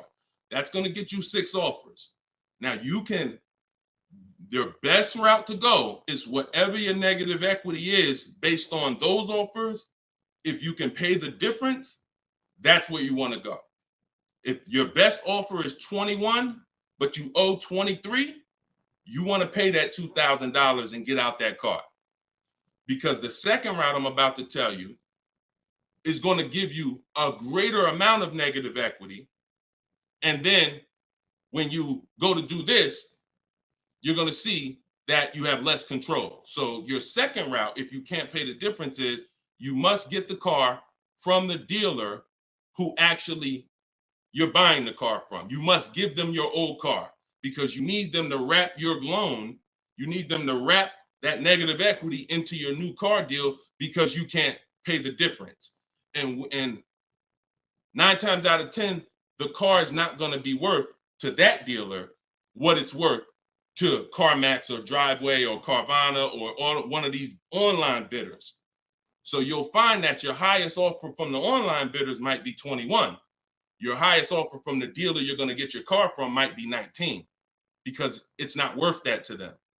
So that's why I say plan A is pay the difference. Plan B is if you can't, you have to get your car from that dealer and ask them what to assess your car and see what it's worth to them because you need them to build it in. Now, if your negative equity is too much, if you have too much negative equity, then you're going to have a problem getting out because you're going to have you're going to mess up the loan to value ratio. You can't move 15 grand over on top of a $30,000 car and expect the bank to approve it. They're going to require you to put money, in which case you got to stay in that car. You either got to put the money down to get out, and or you got to stay in that car and pay down that balance. Those are the only 2 ways. And the cause of negative equity is you don't understand leasing. 9 times out of 10, I've been doing this since 2006. 90% of you who have negative equity, the cause is you don't understand leasing. In the next 2 days, I'm going to do a leasing versus buying class on this show. So make sure you are tapped in so that you can understand how much not understanding leasing has cost you already, and you can stop listening to this bad advice about leasing. Okay? All right, y'all. Listen, I'm not seeing the shares. I'm going to be honest with y'all. Y'all know I keep it straight. I'm a straight shooter. I'm a straight shooter. We live right now, and we talking about financial information that no one in this world is talking to you about at this particular time. It's not 20 Deshone the Auto Advisors out there. Tag somebody, invite somebody. Don't be selfish, okay? That's the problem. What got us into this problem is selfish car dealers. So if we're going to solve this problem and help people, we need to all participate and we need to be inviting people to the show so that our friends a year from now don't come to you and be like, damn, man, I got this horrible car deal, man. And now you know that you were sitting on this show talking about how to get your great car deal, but you're not telling friends. So shout out to the sharers. I appreciate y'all. All right, go ahead. Shoot the next question up, Dolan. I see you, LA Connects. Appreciate you. Let's go. When I see leases advertised on TV or radio, why do they always have thousands do a signing?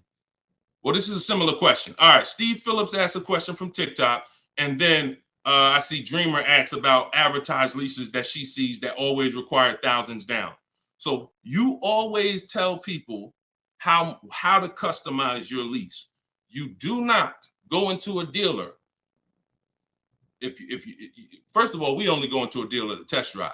If you're shopping for a new car or a lease, you should only be in the dealer for 20 to 30 minutes, and your only purpose to be there is to test drive or to pick up your car because they won the bid.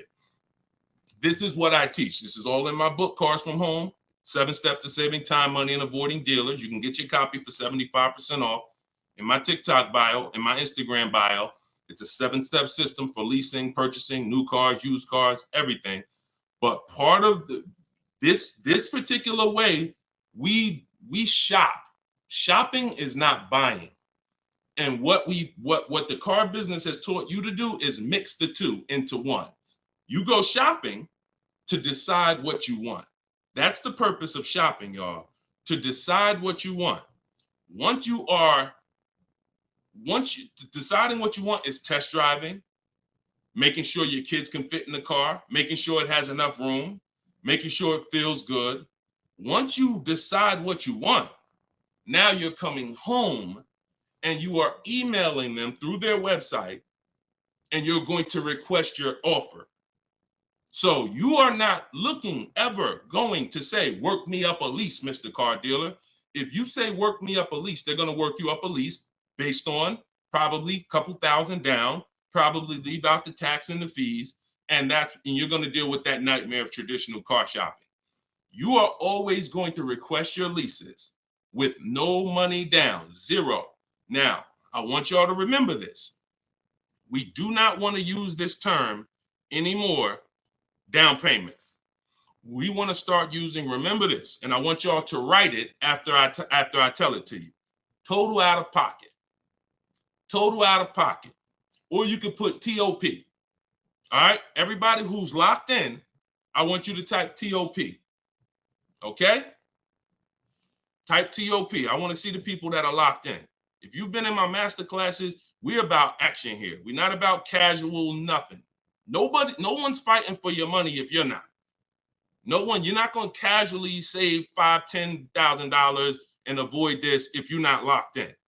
Okay, type TOP. I see you, Dreamer. I see you, Daryl. I see you, Brittany. All right, I see you, Jay Boogs. All right, I see you, Patrice. I see you, Instagram. All right, Instagram and TikTok locked in. I don't see Facebook and YouTube locked in.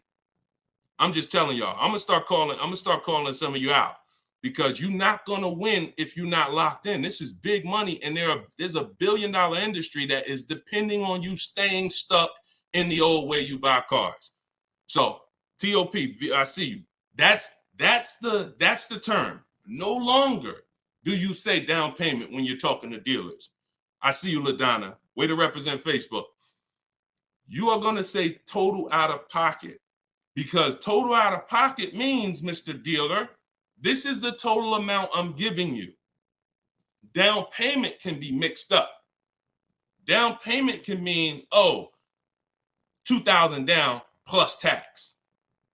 $2,000. No, it's different than out the door. More. That's a different term. There is a place for out the door price, but in this particular case, we are using total out of pocket when we are contacting dealers to request our offers. First payment is the only thing we are putting out of pocket when we're getting lease offers. So we are getting, it does not mean we're not going to add additional money later, but it does mean for the offers that we're going to look at, I need my first month's payment out of pocket, and then you give me your offer. What that allows us to do is divide that monthly payment into the MSRP of the car and get that formula that I was talking about 10 minutes ago, that 1% formula, that 1.2%, that 1.5%. You can only work this with first month payment out of pocket. So we dictate how we want the quotes. And if somebody says, hey, 2,000 down, you're still going to come back to them and say, hey, please resubmit the quote to me with only first month's payment total out of pocket. See, car dealers, we understand those terms. We know what total out of pocket means, but what we're depending on is that you don't understand what that means. The 80% of dealers are depending on the fact you don't understand what total out of pocket means, and they can just flip it up on you. So that's what we do. It's not about advertisements. Let me show y'all something before we move to the next question. Get the next question ready, Dolan. I'm going to show you a deal that somebody in the Cars from Home library made, somebody who uses my stuff. Don't shoot it up yet. Not yet, Dolan. Hold on. This is Charles. Charles got a Hyundai Palisade.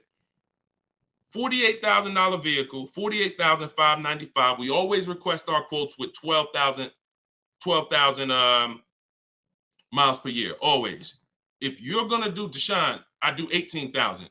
Then you're going to adjust your mileage after you find your best deal. You're not going to do quotes for 18,000, always with 12. And then once we find our best deal, then we're adjusting. But Charles got $597 on a $48,000 vehicle. That's all he gave them, $597. So if he had depended on advertisements, he'd never get this deal. Hyundai Palisade like that, that's probably $597 with $3,000 out of pocket plus tax and fees. What am I trying to tell you by showing you this? Great deals are not advertised. Great deals are never going to be advertised. Great deals are made in the background. No one knows about them. Dealers don't even want to make them. They're sitting there saying, hey, listen, can you get them? They're talking to the salespeople. Hey, can you get them to come up a little more? Can you get them to pay another, $50 a month, $40 a month? Can you get anything out of them? No. All right, go make the deal. That is what a great deal is. Not something that you're going to see on commercials advertised to hundreds of thousands of people. So forget about commercials. Commercials are for people who don't mind overpaying. People who shop for deals the way I'm teaching you to shop, our deals are never going to be advertised. In fact, when you go pick up your car, they might tell you, listen, I'd love for you to send me some friends, but don't tell them what you're paying because I can't duplicate this deal. This deal, I can't, I don't want to do a deal like that. So that's what we do. We customize our quotes. We don't let other people customize them. And you could do deals with no money down all day long. Go ahead, shoot the next one up, Dolan. Oh, here we go. I need to purchase a car in less than 2 weeks. Trying to determine lease or purchase. Easy.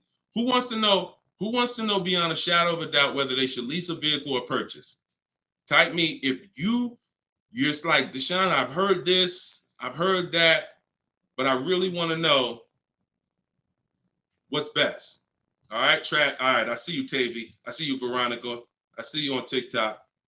TikTok is commenting fast. I need Instagram. All right, I see you, Patrice. All right, I see you, The Well Life. Perfect. All right. TikTok and Instagram is on point. Facebook and YouTube, y'all got to type fast to keep your hands by your keyboards. All right, Terrence. Okay, so here is the determining factor. In my book, I teach 7 steps to 7 steps. It doesn't matter. The first step is the most important question. The most important question, I want y'all to remember this. It's tied to something I created called the 8-year rule. The most important question is, and I want you to answer it, for everybody shopping for a car, or if you will be, how many years are you keeping your next car? This is the first thing you ask yourself. This is the first thing when your family is looking for a car, your son, your daughter, your spouse. The first thing you're asking yourself is, how many years am I keeping the next car? So answer that question. What you're going to see is if you're learning from me and you're going to use what I'm teaching you, it's going to be a system. We're not winging it anymore. We're not randomly shopping and doing things based on, all right, I think I should do this now. I think I should do this now. My book, all of this is in my book, Cars from Home, 7 Steps to Saving Time, Money, and Avoiding Dealership. You can get yours for 75% off in my TikTok bio. It's normally $97, but for 30 minutes, you can get yours for 75% off. You go to my TikTok and Instagram bio. So I see you, Latasha, 5 to 6 years. Tavy, 5 to 6 years. All right, Crowsman, till the doors fall off. Okay, the well life, 6 or 7 years. Everybody answer that question. 8 to 10 years usually. I see you, Terrence. Brandon Steph, 10 to 15 years. Okay, just bought the book. Hey, congratulations. Use it. Enjoy it and use it. Well life. You're going to love it. And make sure you write me with your success stories. When you get your car, send me the deal. Congratulations. So 5 to 7 years. So now remember this, and don't try not to say something abstract. Like long as possible, that's too abstract. Like years. What's our goal? 8, 10, 15 till it doesn't drive anymore. Whatever. We want to get a clear picture. Here's why. This is going to be your first step from now on when you are car shopping. Asking yourself this question. We're still on the overall question, which is, should we lease or buy? That's the question we're on overall. Now I'm going to show y'all something that's going to help you understand why we asked this question first, and it's the depreciation scale. So I'm going to use this for you to understand. When you buy a car today, if I put a $30,000 car outside your house right now, if you didn't drive it, you don't drive it 1 mile, is that car worth $30,000 a year from now? You never touched it. You never touched it. Is that car worth $30,000 a year from now? Exactly, Dominic. No. Okay, Veronica. No. Okay, Crowsman. No. So we understand Wu-Tang Land. No. That's your first lesson on depreciation. That's something called the unseen expense. This is the expense most people are not trained to see. That's why they buy their cars and think, oh, I could just drive as much as I want and it doesn't matter. I'm not paying for the miles. You are paying for the miles. Let's go deeper with this lesson. Now, if you don't drive it 1 mile, we all agree it was worth $30,000. A year later, it's probably worth $25,000. We didn't touch it. Now, if we drive it average miles 12,000, it's probably worth 22. You know, if we drive it high miles, it's probably worth 20. So you see that no matter whether you buy or lease, you pay for the mileage. You pay for your usage. In fact, you even pay if you don't use it. So now, I want to use something a little harder than that. When you understand that, you're going to see, Deshone, okay, if I'm losing that type of money in my car when I buy it, when do I ever get to a point where I'm winning? And the longer you keep a car, the more this starts to level out. So when you get to about 7 years, now you're no longer losing thousands of dollars every year. This is the purpose of the purchase, is to get to a point where your car is no longer losing value every year and you can keep it and it becomes something that is an asset because it's not taking money out of your house and you're not losing money. Now, the mistake is when you people who answered, if you're a person who said 5 years, 4 years, 3 years, 6 years, your mistake is buying a car and you trying to replace it while it's still on this type of drop.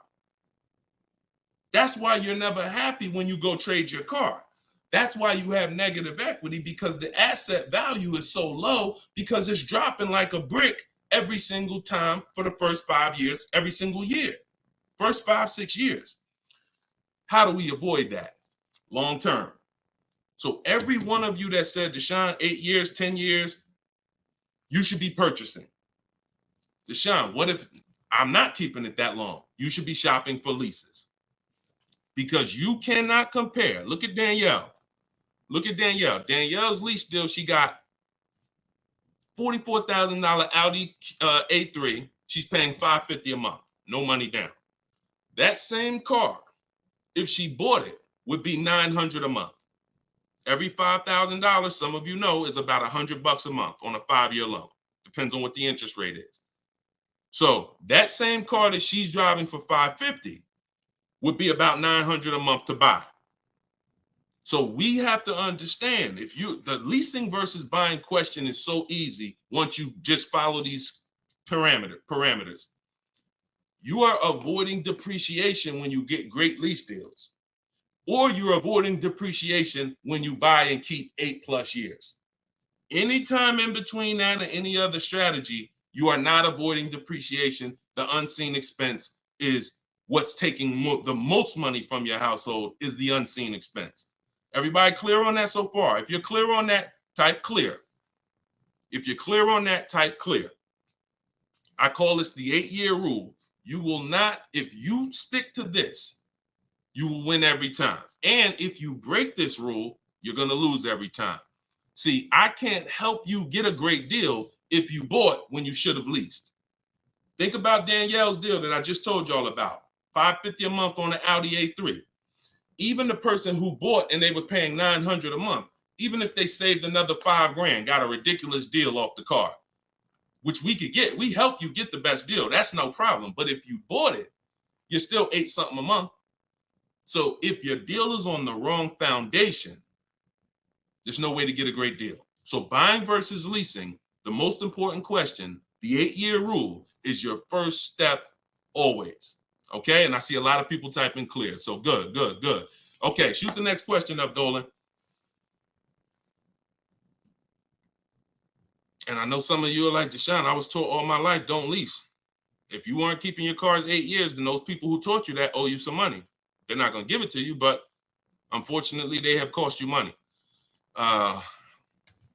I followed your process and leased 2 cars. Your approach is easy and very transparent. This is Instagram. I appreciate this. The dealerships could not hide. Appreciate you. Come on. See, that's how I want every one of you talking. That's how I want every one of you talking. We're no longer negotiating to get our best deals. We are sorting and letting people come to us. It's oil and water. You got to complete. Why do you think I represent Unlearn, Relearn? Because I know the first problem I saw when I started teaching this in 2021, I started before that, but God blew me up in 2021. You know, we got 1.5 million followers on TikTok, and everything went crazy since then. We teach, but I was like, oh, people got so much bad information that they got to unlearn. I can't put good information on top of bad information. So you got to be willing to scrap that, realize it's cost you money. It's from people who don't understand cars. They might have bought 10 cars, 20 cars in their life. Now they think they're an expert. And that's just cost you.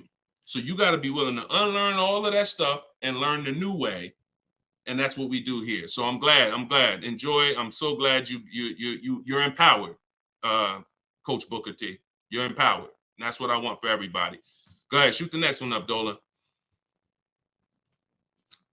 I have a Jag and need to downsize. All right, we'll get to you. I see you on TikTok. I have a Jag and need to downsize. Thank you, Brandon. Appreciate all the gifts on TikTok. Could y'all keep running the screen, the likes up, tapping the screen? If you're spending time with us and you're going to spend a couple minutes with us, can y'all just every couple minutes just tap the screen, keep shooting those likes up? We get TikTok's attention. We let them know we talking about things over here that more people need to hear. So appreciate all of you. I see you already. All right, this one's from TikTok. How long can you keep a car when you lease? Asking with miles. 3 years. 3 years. We don't do 4-year lease deals. Stay away from 4-year lease deals. When you are getting your offers, and we do this online, so we go direct to the dealer site. We don't go through a third party because they pay for those leads. We don't want anything that drives the cost up when it comes to us. We go direct to the dealer's websites. In my book, I have a link to all the dealer's websites. I teach you how to do a radius search, and it takes about 15 minutes to contact 25 dealers, because when we shop for new cars and leases, we use something I created called the 25 to 5 strategy. So we're going to connect with 25 dealers online, and then we're going to get 5 to 7 quotes from that. So we're going direct to the dealer's website. That also allows us to shop out of 25 dealers' inventories, because 1 or 2 dealers is not enough. They might not have what you're looking for. Now you're at the mercy of who has what you're looking for. When we connect with 25, we're typically going to be able to get 5 to 7 offers from that. So this takes about 15. It just takes about 15 minutes. But we don't want to, like I said about 10 minutes ago, we dictate how we want our leases customized.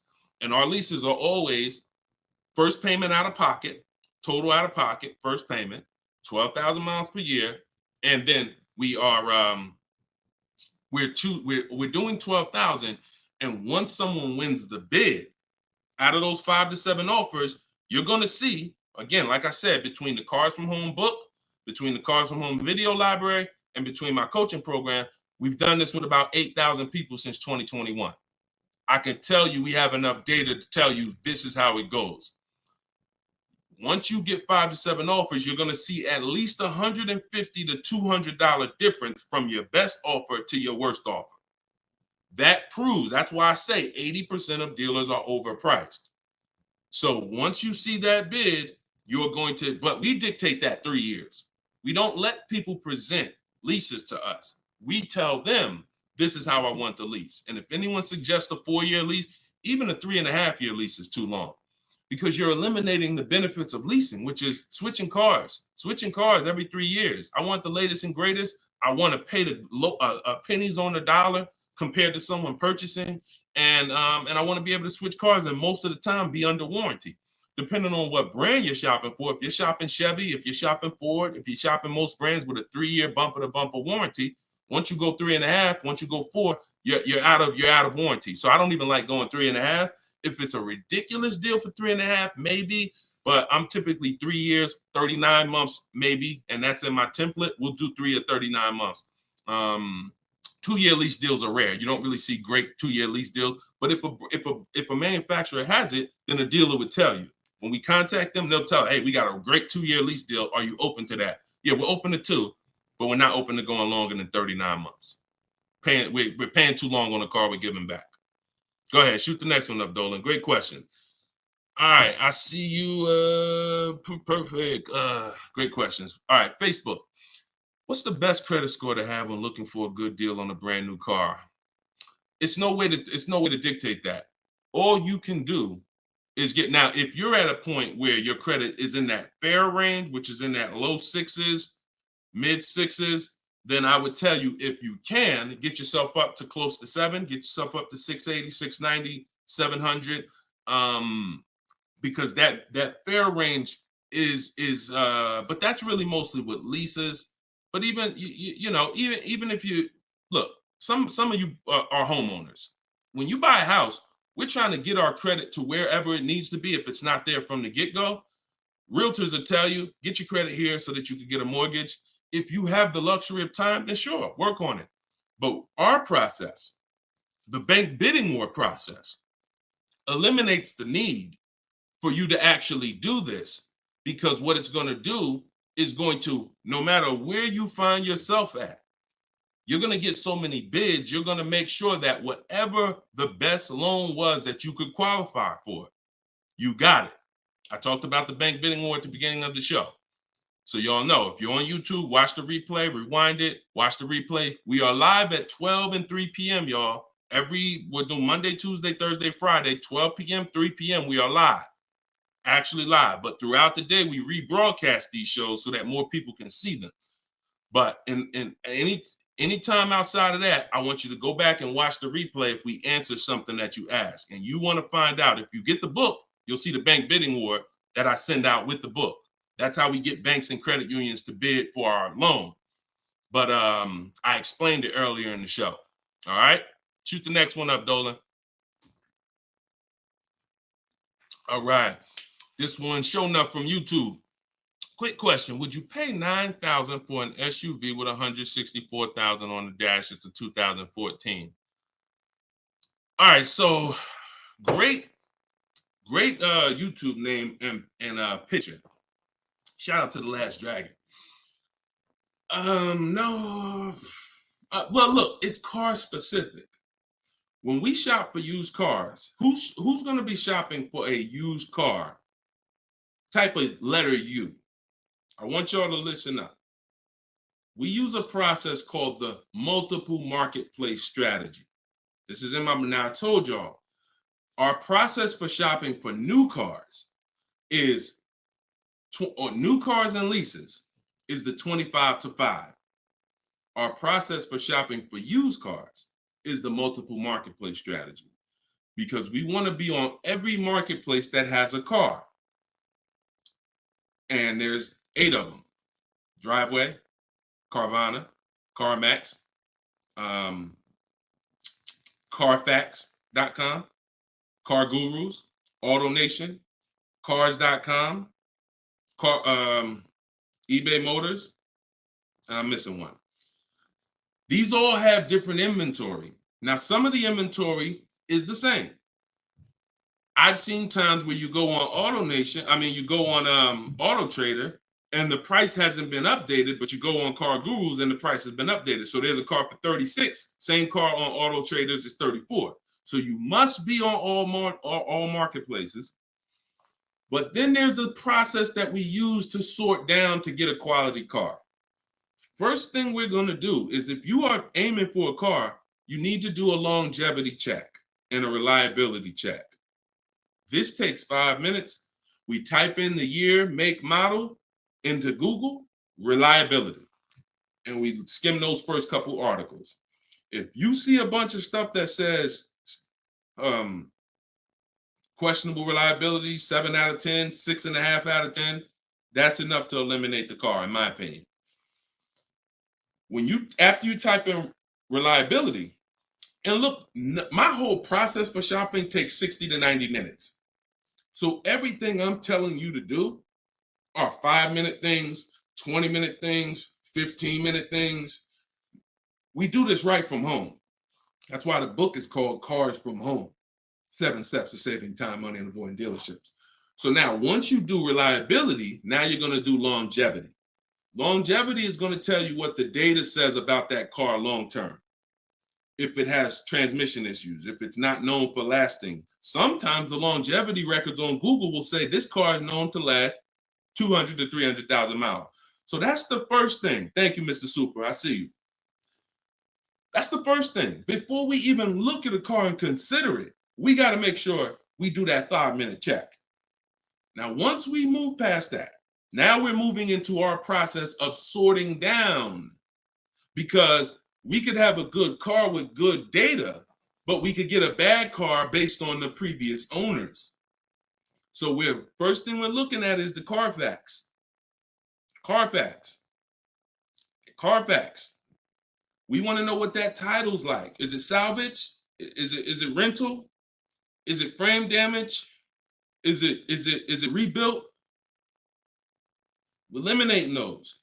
Now we're moving on to service records. This is the biggest indicator, in my opinion, on if a car was taken care of. It's not title history. It's not accident history. It's service records. Service records. So if I see a car and I see that the service has been done year by year, whether it's a one owner, and I can see every couple thousand miles, service. Great indicator. Great indicator. Opposite is also true. Hold on, Darryl, it's in my TikTok bio. You won't leave the broadcast. He said, how do I get the book? Go to my TikTok bio, click that link. You'll see a link for 75% off for 30 minutes. Grab your copy. It'll be in your inbox in a couple minutes. Okay? And everybody who's on here, you can get your copy for 75% off my new digital book. And I do updates. So anything changes in the market, I update it so that it stays fresh, it stays relevant. So once we move past service records, now we're moving to accident history. Now, all accidents aren't created equal. If you see an accident and it says airbags deployed, that's a deal breaker for me. If you see an accident and it says vehicle towed, that's a deal breaker for me. If you see an accident and it says vehicle drivable, minor accident, that's not a deal breaker for me. Depending on, I'll put it in my top 5. Doesn't mean it's going to be the one that wins, but I will put it in my top 5, top 7. So these are the things that you're looking for when you actually are shopping, trying to make sure the car is good. It's not just the year. It's not just the price. Forget about that. That comes later. It's not the mileage. Those things come first to dictate, is this a good car? Car could have 60,000 miles on it. If it has bad title history, bad accident history, no service records, it's a trouble car. So that's the system. As I said, everything I want you to do from now on is shop with a system. So you are not winging it anymore. You follow those systems. Again, there's no guarantees. But if you have a strategy and you're like, okay, I'm taking the steps to do my best to make sure that whatever I put my money in, I've done the due diligence, 9 times out of 10, you're going to win versus just winging it. Okay, great question. Great question. Shoot the next one up, Dolan. Oh, by the way, I teach a strategy where you might not know. I'm getting ready to give y'all some game. The whole show is game, but I'm gonna get ready to give y'all one of my secret strategies. It's in my book. I got a lot of stuff in my book. A lot of stuff. But a lot of you don't know when you're on these marketplaces. Keep that question ready. We're gonna go to that next one in 2 seconds. That Carfax, many dealers have agreements with Carfax. So when you're on these marketplaces, you might see Carfax, they'll try to sell you a Carfax. What we do is we bypass we'll go to the dealer's website and we'll see if they have a free Carfax there. Because if that dealer has an agreement with Carfax, that means every car in their inventory, they'll be able to get a Carfax on the dealer's website.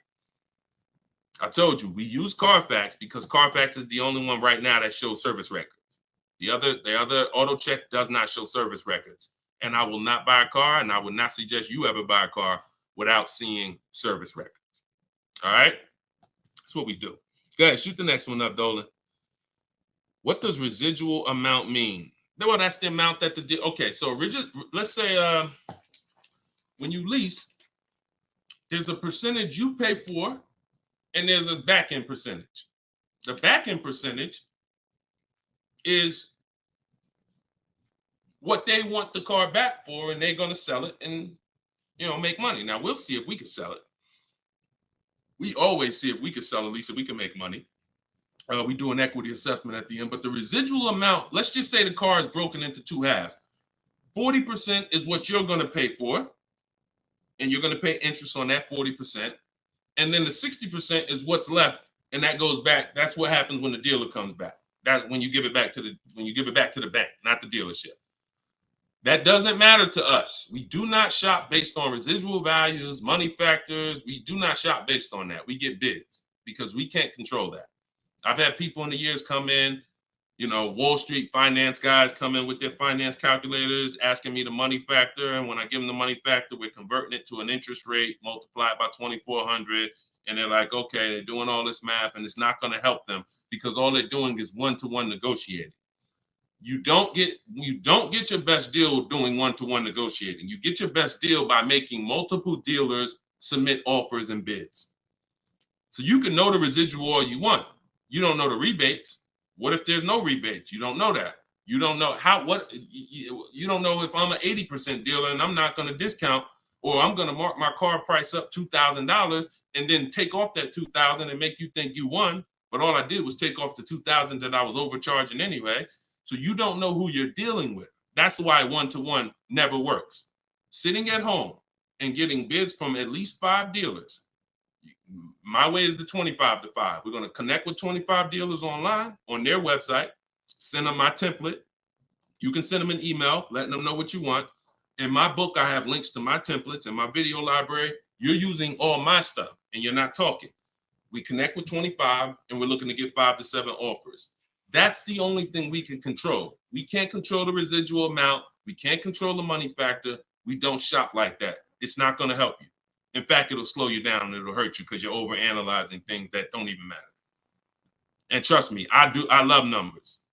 I love numbers. I was in calculus in 11th grade, so I can do this stuff in my daggone sleep. But what I don't want is to teach you to do that because I don't do that. It doesn't take that. None of these people that you see, look, when you see Eddie, matter of fact, he bought, hold on. When you see, look, let me show you Benita. Benita in the middle of the pandemic. The reason why I always show Benita is because in the middle of the pandemic, she got a Kia Telluride when people were paying $5-10 grand over sticker form. Kia Telluride, $600 a month, 36 months, She drove out. It's like a $46,000 vehicle. People were paying $800 a month. Some of you may know somebody who's leasing a Kia Telluride that they got during the pandemic. If they didn't put money down, they're paying $800 a month, $700 something a month, minimum. Now, one thing people will never tell you though is the money they put down.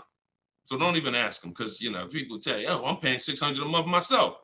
They'll never tell you they put $4,000 down though. Never. So, but yeah, when you are shopping like this, you're getting bids. She doesn't know what the deal is going to be until she shops. And when she shops, she doesn't care about the residual value. It doesn't matter to her the money factor. None of that stuff matters. The only thing that matters is, let me get my bids and see who's going to win the bid. That's it. That's it. Go ahead. Shoot the next one up, Dolan. Let me put that banner back up. For all of you who just jumped on, this entire show is sponsored by my new digital book. It's called Cars from Home. 7 Steps to Saving Time, Money, and Avoiding Dealerships. I'm the author of that book. I'm also the creator of the Cars from Home video library and the Cars from Home coaching program. You can get your book for 75% off in my TikTok bio, in my Instagram bio. It's normally $97, but you can get your copy for 75% off by going to my bios and getting it, or you can scan the QR code or go to deshonsbook.com. 75% off for 30 minutes. All right? So get your copy. Everything I teach is in there, and you can reference it for life. All right, this one's from TikTok. When I see, we already did that one. I know you snatching all the questions, but I tied that question in, even though you didn't post it. I tied that question into the other person who was asking about 0 down leases. All right, thanks, Dolan. Okay, this is another one from TikTok. Lease mileages. Let's go Instagram. Make sure you're typing your questions. All right, make sure you type in your questions, Instagram. We live every day at 12 and 3. So let's see, TikTok, lease mileage 10,000 under allowable. Does that value when getting next lease? No. What you're going to do is you're going to do an equity assessment. You are not going to, how many people right now have dealers calling them, telling them to come in and they can get you out of your lease, or they could trade you out of your car and put you in another car? How many people have either phone calls coming in, emails, or you get mail? Hey, Leo, good news. We need your 2019 car. We have somebody looking for that car. How many people are getting those emails or those calls right now? When you get those emails, look, all of them, look, look, I do every day, Matthew said. Look, so when you get those calls, what they're doing is we have automatic algorithms, like automatic technology that generates these lists for us. It's not that they saw your car exactly and they're like, "Oh, I love your particular car." So what you got to know is, what's the goal? The goal is to get you to come in and get you to have them be your first offer on your vehicle. Now, we never want a dealer to be our first offer. Hold on, Tiffany. We never want a dealer to be our first offer. We want the dealer to be our last offer all the time when it comes to our car that we're replacing. So you're going to do something, Wanda, called an equity assessment. You're going to call the bank. You're going to ask the bank 2 questions if you're leasing. 1 question if you own. What's my payoff? That's the question everyone asks. If you're leasing, you're going to ask the second question. Do I have a third-party restriction? If they say no, then you need to write that down. If they say yes, you need to account for this. Once you hang up that phone call, you're going to do this equity assessment, which is going on the 6 websites I mentioned earlier: CarMax, Driveway, Carvana, Kelly's Blue Book Instant Cash Offer, AutoNation, Sell My Car, and Car Guru, Sell My Car. Every one of those sites, if they ask you, if you have a loan, if you are leasing, when they ask you, is the car owned, finance, leased, you're going to put owned. Don't put lease, because it triggers something in their website. They don't know how to separate third-party restrictions and not. And just so you know, for those of you who think you can't sell your lease because you have a third-party restriction, you're wrong. We sell leases with third-party restriction. A third-party restriction doesn't mean you can't sell your lease. It means you can only sell your lease to a dealership that sells the same brand. So if I have a Nissan lease, I can only sell my lease directly to a Nissan dealer. And I'm selling and getting what? What's the best? What do we do? Bids. I'm not, every Nissan deal is not the same. So for those of you who had third-party restrictions, I saw a lot of people, oh, I had to buy my car and resell. We don't do that. If you have equity, $3,000, $4,000, $5,000 in equity in your lease, you are now going to sell that car to a local dealership, and we're going to get bids. I have a script in my book for talking to used car managers and getting bids from local used car managers. Now, if you don't have a third-party restriction, it's even easier. You're going to get those bids, those 6 bids, and you're going to sell to one of those. If you have a finance, it's even easier. Finance and no third-party restriction is pretty much the same. You're going to sell to the highest bidder of the online dealers. And if you have to replace your car, you're just going to keep those offers on hold, because some of you are going to say, well, I could make $3,000 selling my car, but I need to find my new car first. No problem. In my book, I teach something called timing the transaction. You're just going to put those offers on hold. You're going to start your shopping, and you're going to find the dealer who's going to win your bid to sell you the car. And then you're going to pick up your new car and sell your old car the same day. These companies cut you a check. This isn't like Facebook Marketplace. You go into CarMax, literally they inspect the car, they cut you a check, you leave with the difference. It's not a 2-3 day thing. This isn't like, oh, I need to. No, this is very simple to do. And that's the equity assessment process. We get bids on everything. Our old car, our new car we're buying, our loan. Everything's a bid. All right, everybody clear on that? If you're getting value out of the show so far, I want you to type $signs. If you're getting value out of the show so far, type $signs in the comments. I want to make sure that we're getting value out of what we're talking about. And then we're going to go to Tiffany's question. All right, I see you, Brandon. All right, perfect. All right, I see you, Denise. I see you, Terrence. I see you, user 9771631053712. I see you, the Wildlife Diva. Perfect. 36 Chambers. Richard, I see you. Perfect. All right, wonderful. All right, shoot, can you pull Tiffany's question up? I purchased the book and reviewed the email. How it hasn't downloaded since I did something wrong. Dominic, just as soon as you purchase the book, I give you a support email. Don't DM, because we have 2 million followers. We're blessed, thank God. DMs, we get hundreds of DMs. You get a support email. Let me know if you got it, and then just if there's anything, we'll get you the book. We'll send it to you manually. Okay. So just hit me with that. Just make sure you got it. All right. So Tiffany said, would you? This is from TikTok. Would you finance your lease at the end? 2018 Audi S5, 42,000 miles, 5K down, 12,000 miles. So let me. When I talked to you earlier, you have to ask yourself the same question. If you were here earlier, the most important question is, how many years are you keeping the next car? You're going to ask yourself the same question right now, because you're about to buy another car. You have to see your lease. Buying your lease, you have to see it as buying another car. It's a used car. That's what you're doing. Hold on. Okay, LA Connect, do me a favor. Hold on. LA Connect, shoot me a DM. I'll look for your DM, and you get the support email. You don't get the support email. As soon as you purchase, the thank you page says, here's the support email. So, and check your spam and check your junk folder, okay? Because we got a pretty sophisticated email technology that is spot on most of the time. I'm not going to sit up here and tell you it's perfect, but I mean, we deliver a lot of books without issue. So sometimes it's in spam, sometimes it's in the junk folder. Okay, so that's how you have to see buying your lease. You're buying a used car. The only difference is it's your car. That's the only difference. You don't, instead of going to look for a used car, you're saying, I'm going to buy that used car. So the same question exists. How many years are you going to keep the car? Now, if you say 8, you're not going to break the 8-year rule. Then you could buy it. But if it's not 8, it makes 0 sense not to be shopping for another lease. I'm going to tell you why. One, the depreciation.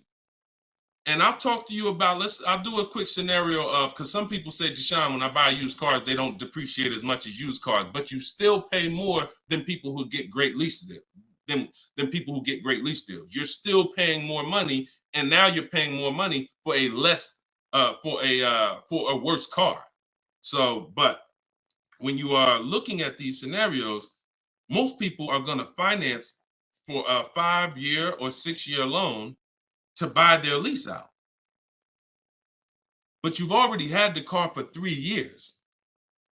So you have to say to yourself, what's the likelihood I'm going to keep this car that I've already had for 3 years for another 3 years? Tiffany, if you didn't get, if the new lease payment, if that's not the best offer out of 5 dealers, then that doesn't matter to me, because we don't care about what one dealer says, especially a dealer who's going to try to you. Some of you are too loyal to these dealers, and you got to stop. I'm not loyal to any dealer. No one who listens to me is loyal to any dealer. We are done with being friends with dealers. We don't need to go to a barbecue with our car salesman. We don't need to do that anymore, because we need to make car salespeople compete and different dealers compete. Tons of people will walk in, get one quote from an old dealer or a dealer that sold them 2 cars, and that quote is $900 a month, and they're like, oh, I guess that's what the car costs. Not realizing, no, that's what the car costs from that dealer. That's what it costs from that dealer. Your competition is going to be $1,000 a month, $1,050 a month, $850 a month, $790 a month. I told you, when you shop the correct way, you are going to expose the dealers that are overpriced. That's why that person who came on here, who Dolan put that comment up that said, hey, I use your stuff, dealers can't hide. Because it's an exposing of the overpriced car dealers. We see the people who are overcharging us, because when we see that best offer is $790, and then we see another offer for $840, another offer for $890, another offer for $920, we realize all of those other higher price offers were taking a shot at us, hoping that we weren't going to shop them. But that's okay. We're buying from the 20% who beats their offers. So before we ever make a decision to leave, we must shop 5 offers, and none of you are going to realize that this is right. See, like I said, between my book, the Cars from Home Library, and my coaching program, we've helped 8,000 people since 2021. These are the numbers. 80% of dealers are overcharging you. And if you don't have multiple offers in front of you, at least 5, you're not going to ever find the best price dealers. And you don't do this the hard way, going into dealer to dealer to dealer. You do this sitting at home on these dealers' websites, requesting your offers, looking at offers strategically. That's why my book is called Cars from Home. My system is called Cars from Home. We spend time here. We're not in a dealership for more than 30 minutes. Okay? So getting back to your question about buying your lease, I'm not buying a used car. I'm not switching my strategy. The philosophy of going from a lease to a purchase is a total strategy shift. That means I'm going from a short-term person who doesn't like maintenance, who doesn't want to put more long-term, who doesn't want to keep a car long-term. I want to be under warranty most of the time. I want to drive cars for pennies on the dollar, compared to people who buy. Now I'm switching that to become a long-term person, because there's a different set of values when you're buying cars for 8 to 10 years to 12 years. That means I'm going to pay off my car. I'm going to get to the point where it's not depreciating a lot anymore. I don't care about having the latest and greatest. Once my car is paid off, I just got a car that's 7, 8 years, 9 years old, but I'm going to keep it in my family for a long time, and I'm going to win that way. I'm going to win by having that car 10 years. The longer I keep it, the less I paid for it. If I keep a car 15 years, the less I paid for it. I keep it 12 years, the less I paid for it. So it's 2 sides of the spectrum. That's why when you buy your lease, you're going from one mindset to an entirely different mindset of buying a used car. So the best thing to do is just learn how to shop the way I'm teaching you to shop, so that you can get great lease deals. They are out here. I showed you Bonita. Bonita got a great lease deal middle of the pandemic. Middle of the pandemic, when there was blood in the street, people coming out of car dealerships with axes in their head. That's how much they overpaid. That's how much they overcharged. They are 10,000 over sticker, 8,000 over sticker. Bonita's taking deals down. We've been doing this, but the only way you're going to get great deals is to stop shopping the way they want you to shop and start shopping the way you should shop, which is being in control, making people bid for your business. And you're going to get entirely different results. You're going to realize, dang, these dealers been overcharging me. That's perfect. That's perfect. All right, go ahead, Dolan. Shoot the next one up. We got a couple more minutes. Try to get through as many as possible. All right, this one's from Instagram. I'm reaching out to dealers. Point. I'm ready to compare price. I don't know what to say. You don't talk. If you're doing it my way, you should be on their email. Now, if you're doing it the manual way, which I'm not even going to teach anymore. I used to say on some of the older broadcasts, I would say call, talk to a sales manager. But I want to do it by email. We go to a dealer's website. We use the contact tab. We tell them what we want, and then we're having conversations from there. Now, we do that. We do that with 25 dealers. We always get a separate email. These are the little things that we must do to make our in my book, in everything I teach, it's for a reason. We get a separate email. We get a Google Voice phone number because we're not talking to people. If we're talking to anybody, we're talking to sales managers. We are not talking to salespeople unless we're setting up a test drive. And even that, there's a way we do it. We want to talk to the most experienced salesperson. We want to talk to the person who has a great history, who everybody loves. We want to talk to the person because the wrong salesperson won't even have the car ready for you when you get there to test drive. New salesperson just started, he over there, thinking about how he'll just, so we got to even act for the right salesperson to set up a test drive. But we're not talking. See, when you're not talking, you can stay out of emotion. Even the first time you use my stuff and you start using my scripts and my templates, you're still going to be a little emotional, unless you're just, some of you have a very like stoic personality. Some of you have a very, whether it's military or whether it's just your natural personality, you don't get emotionally involved. This is what you need to be. And some of you who are emotional, you're going to see there's no reason for me to be emotional anymore using this. I'm at home, I'm in control, I'm making people bid, and I'm not talking to people where they can get me emotional and I can say something that's going to hurt me or cost me money. So we are doing all of this online through their website, letting them know what we want, requesting our offers. And like I said, we do something called the 25 to 5 strategy, where we're connecting with 25 dealers online to get 5 quotes. That's how we shop for new cars and leases. Not used cars, new cars and leases.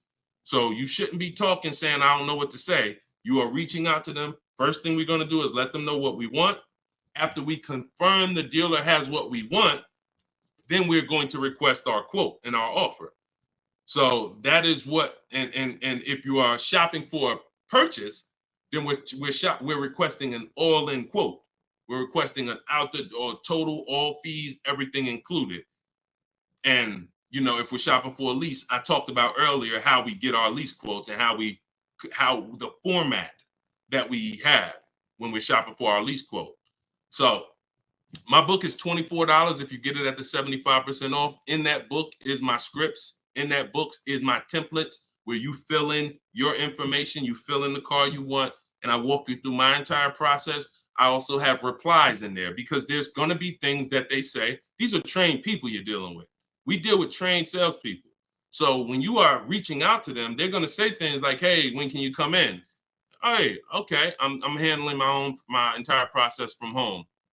And then you always end with a question. All my scripts end with a question. You should always end your email with a question, not a statement. So if they say, hey, we only car shop, we only give quotes in person. Okay, well, no other dealer that I'm talking to has said that. Should I remove you from my list, or are you gonna present an offer? Always a question, because you bounce the ball back to them. So all of my scripts and my replies are in there. This is what, and there's, but you need to keep the conversation on your agenda. You're having a conversation online with these dealers. And that's why I say separate email, Google Voice number, dedicated locked in. You don't want a bunch of car dealers' emails mixed in your personal email. It's just, that's not how we do it. That's going to mess you up. We do not do it like that. That'll confuse you. Now you're missing emails and all of that. Separate email. All right.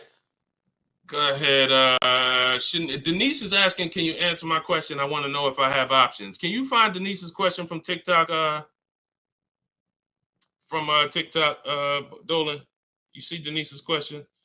Give her a second. Thoughts on, while you do that, I'm going to enter this thoughts on leasing a Tesla. There's no price negotiation. There's no price negotiation.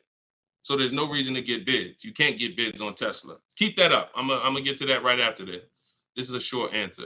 What you need to do when you're leasing a Tesla is total out of pocket, first month payment, 12,000 miles per year. Divide the monthly payment into the MSRP, like I said. And if it's over 1.5%, you're paying too much for a car you're giving back.